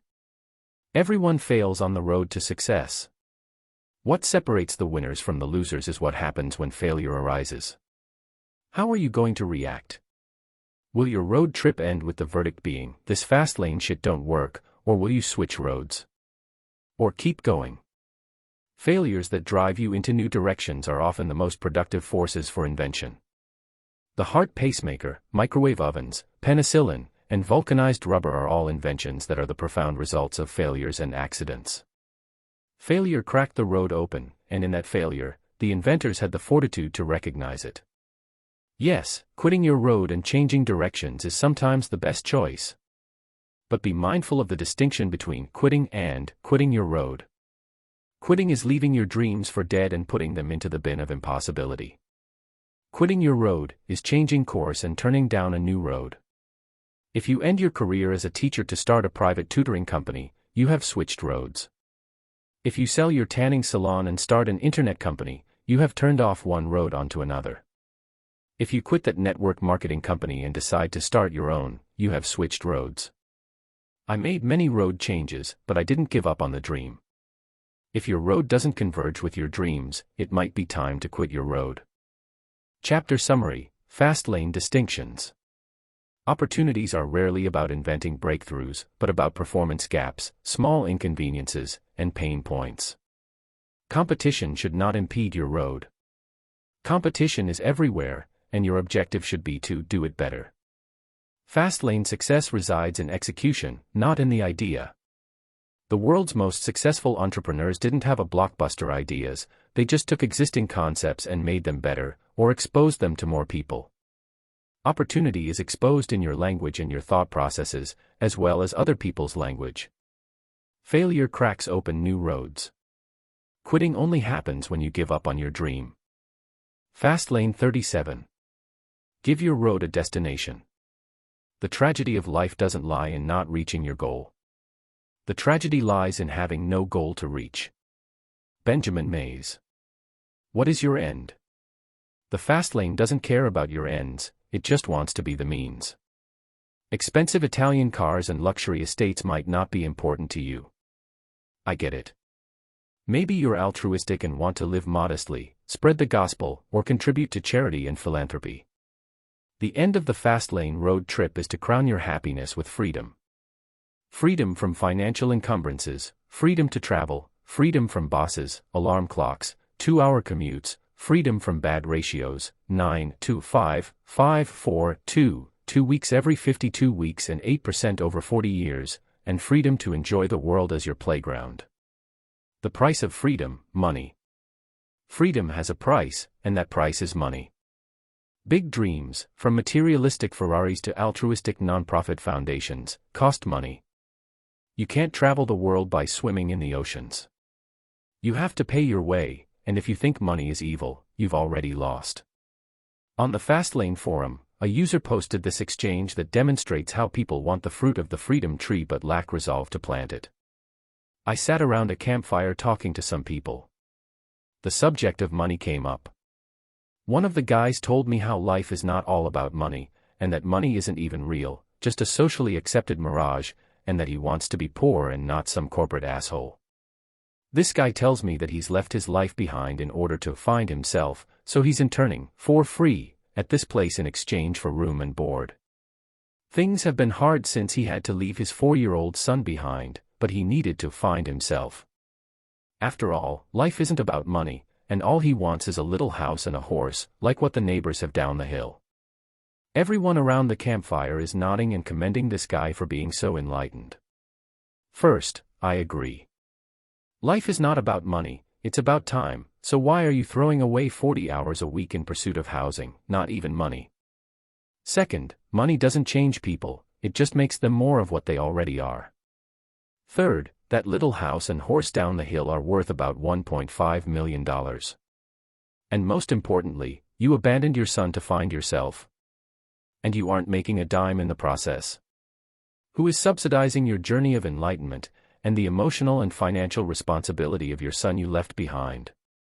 I've run into a series of people lately who hate money and everything having to do with money, but they still want the end result, free time and the ability to live their dream. I won't even get into how this conversation went when he introduced his politics. Suffice to say, that we, not him, should pay for this guy to have a little house and a horse and someone else to raise his son. No matter how big or small, dreams have a price, and that price is money, responsibility, accountability, and commitment. Yes, it will cost you money, but how much? Set your destination, 4 steps to starting. Your destination is the lifestyle you desire while having the freedom to enjoy it. There are 2 strategies to hit your destination. The first is a money system in which you amass a lump sum large enough to earn monthly interest that will support your lifestyle needs. The second is a business system that spawns passive cash flow, that supports your lifestyle and simultaneously funds your money system. To make this happen, you need targets. Specifically, how much money will you and your family need? What is the price for the freedom and lifestyle you want? Find out with this 4-step process. Step 1. Define the lifestyle. Define the lifestyle you want and its associated costs. Do you want the big house? Or the nonprofit foundation? What exactly do you want? Write everything down. For the purpose of this exercise, I will play along. 3 cars, a Mercedes, a hybrid, and a minivan. A 6,000 square foot house with a fountain, pool, and waterfall. A small cabin in the mountains. The ability to travel 3 months a year. Private school for my children. Step 2. Assess the cost. Determine the monthly cost for each, including all associated taxes and insurance. 3 cars, $2,000 house, $5,000. Cabin, $1,000. Travel, $1,000. Private school, $1,000. Lifestyle cost equals $10,000 per month. Next, determine your monthly allowance and other unknowns. This is for stuff like clothes, gadgets, toys for the children, health insurance, etc. Add this to your lifestyle cost to arrive at your gross living cost. Gross living cost equals $10,000 per MO, lifestyle cost, plus $4,000 per MO, allowances, gross living cost equals $14,000 per MO. Next, determine your net living cost by dividing gross living cost by 0.60, or 60%. This will account for potential taxes. Net living cost equals $14,000 / 0.60 equals $23,333 per MO. Step 3. Set the targets. The goal of this step is to set your 2 targets, the business system income target and the money system target. To calculate your money system target, multiply your net living cost by 12, then divide by 0.05, or 5%. 5% is the minimum expected yield on a money system. Money system target equals $23,333 times 12, / 0.05 equals $5,599,920. For your business system target, multiply your gross living cost by 5. Business system target equals $14,000 times 5, equals $70,000 per MO. This dual-flanked attack builds a passive income stream from a business that funds a money system. The result is like warping the destination to you. You can experience retirement without being retired. For example, my web business routinely earned $100,000 per month, month after month. Yet, in those instances, I didn't have $20 million lying around, but the lifestyle was an option because my business system cash flowed the equivalent of that lump sum. Excess income funded my money system. Then, later, I liquidated the asset to arrive at my money system number. If your business system generates passive income, you can use it to fund your lifestyle and your money system simultaneously. Step 4. Make it real. Get started today by looking 3 feet in front of you, not 3 miles. A long gaze at the mountain crest will overwhelm you, so stop looking at it. The key to achieving enormous tasks is to break them down into their smallest parts. You can't run a 26-mile marathon by focusing on the 26th mile. You attack the first, then the second, third, and so forth. I see this repeated at the Fastlane forum, thefastlaneforum.com. I'd like to make $5,000 per month. How do I do this? Aside from the flawed, money-chasing logic, the first step is to make $50 per month. You can't make $5,000 per month until you learn how to make $50 per month. It's amazing how people love to skip process and want events. To start your money system, find a quarter and drop it into a coffee can. Congratulations, you are 25 steps closer to your goal. No, I'm not kidding. Your goal isn't $5,600,000 but 560 million pennies. Drop your loose change into your can at the end of each day. Find 60 cents there, 25 cents there, 115 cents there. It adds up and, albeit small, you move closer to your goal daily. Ridiculous? Nope, this is how I started, and yes, I still practice this today because this exercise has 3 conditioning purposes. First, when you drop change into your bucket daily, you train yourself to visualize your goal moving closer. You get a daily reminder. Certainly you won't accumulate 560 million pennies in this fashion, but the objective is repetitive progress toward a seemingly distant goal. Second, it forces you to evaluate, have you applied pressure to that goal, or is your change bucket the only weapon in your arsenal? Are you pursuing a fast lane business or still confined to a job? The third purpose is to change your relationship with money. If you are serious about a money system, you're going to need a big shift in your beliefs about money. What is money to you? A medium to get the latest World of Warcraft release? Or the soldiers for your army of freedom fighters? The final step is to fund your money system at a brokerage firm. Designate an account that represents your money system. Typically, most brokerage accounts require a minimum $1,000 deposit. If you already have an account, pick an income fund that yields at least 5% yearly and move the funds there.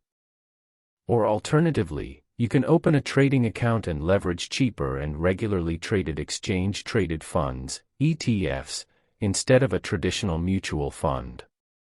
Here are the brokerage houses I recommend to fund your actual account. 1. Fidelity, fidelity.com/1-800-Fidelity. 2. Vanguard, vanguard.com/1-877-662-7447. 3. T. Rowe Price, troweprice.com/1-800-638-5660.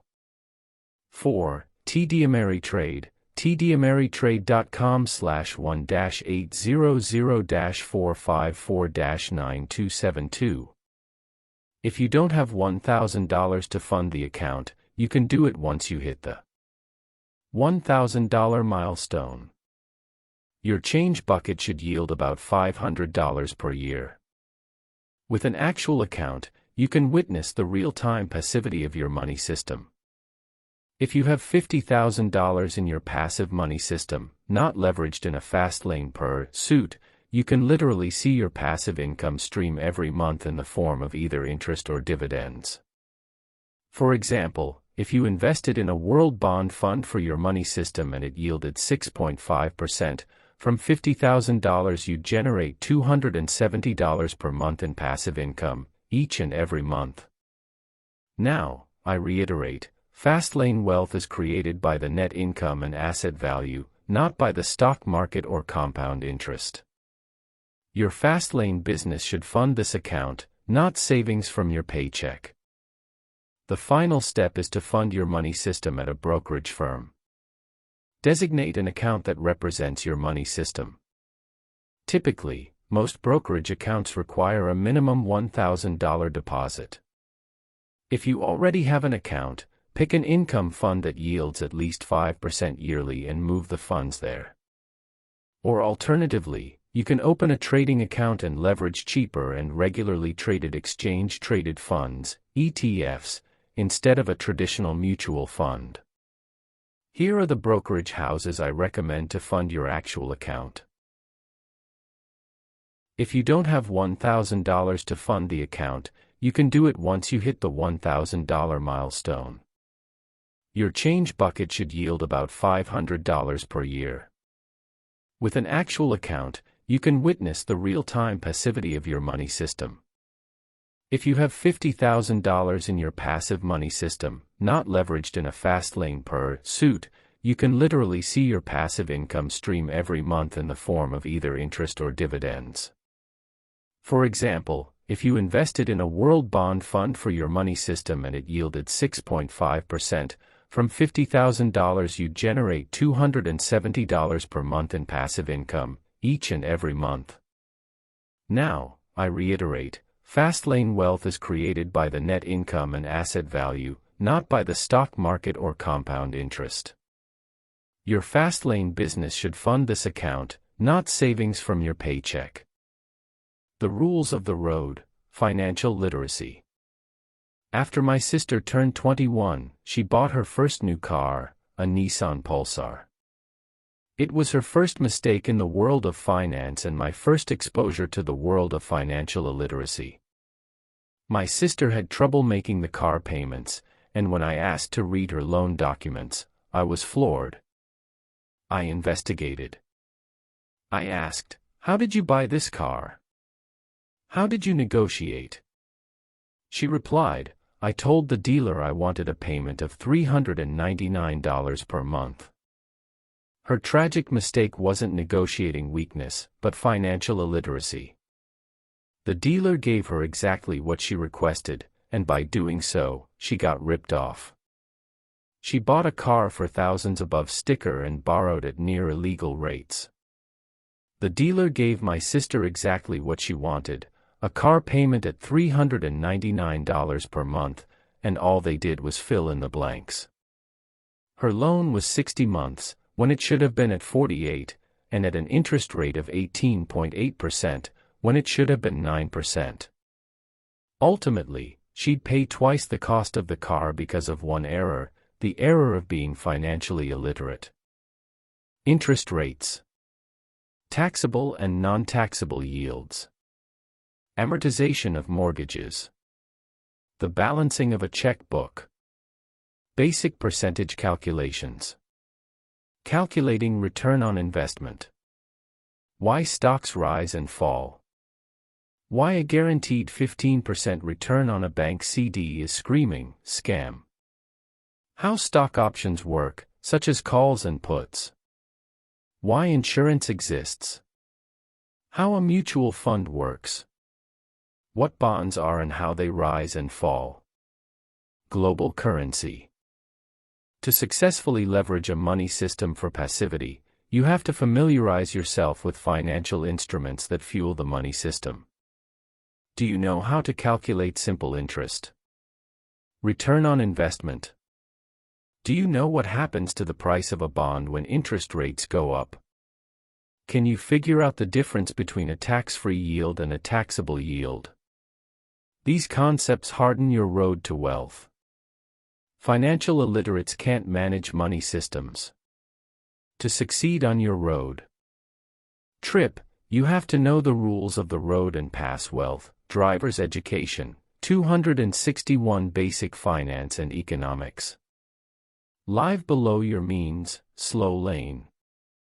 The first rule of financial literacy: live below your means. Yes, a pragmatic doctrine echoed from slow lane dogmaticians that is an affable replacement for its mathematical equivalent of keep expenses under your income. Earn $10 and don't spend 20. But is it Fastlane relevant? Absolutely, with one distinction: live below your means with the intent to expand your means. Live below your means is relevant at any income level. The key variable is the word means. If Bill earns $50,000 and Jack earns $1 million, who has the greater means? Who will live the extravagant lifestyle? Both might be living within their means, but Jack has a drastically different lifestyle. Remember, slow laners seek to minimize expenses while the fast laner seeks to maximize income and asset values. You can live richly and still live below your means, but for fastlaners it's a big challenge because we get paid first, not last. Tax bills come long after the income is earned, and live below your means requires above-average discipline. A financial advisor doesn't fix illiteracy. I am my own financial advisor because I don't like losing control. Hiring a financial advisor might make sense to you aside from one caveat: hiring a financial advisor doesn't fix financial illiteracy. Yes, just because you had salad for lunch, it doesn't mean you can eat donuts for dinner. If you hire a financial advisor, you need competency to assess his advisement. Is your advisor advising a bond in a rising interest rate environment? Is your advisor advising treasuries when they are overbought? Is your advisor advising an investment that seems too good to be true? Literacy gives you the power to evaluate your advisor's advice. In October 2009, actor Nicolas Cage, who reportedly earned more than $40 million in 2008, sued his former business manager for $20 million, accusing him of poor advisement and leading him down a path toward financial ruin. Cage contended that his manager exposed him to a basket of risky investments resulting in catastrophic losses. In a countersuit filed later, Cage's former business manager blamed lavish spending on Cage's financial difficulties, not his advice. Whatever the truth, if you can't audit your advisor, you don't have control. If you can't take good advice from bad, you don't have control. For those who hire financial planners, literacy is insurance. Financial advisors do not solve financial illiteracy, just as more money doesn't solve poor money management. Financial illiteracy exposes you to risk, and in the worst-case scenario, fraud. Bernard Madoff's investment fund defrauded thousands, and billions were lost, but what's more shocking is that the whistle was blown years before. You see, when you are financially illiterate, you are deaf, and when you are deaf, you can't hear the whistle. Chapter Summary: Fastlane Distinctions. The fast lane is the means to your end because dreams cost money. Conquer big goals by breaking them down to their smallest component. Daily saving reinforces your relationship with money. It is your passive system that buys freedom and another soldier added to your army. A money system isn't used to grow wealth but to grow income. Growing wealth should be left to your fast lane road.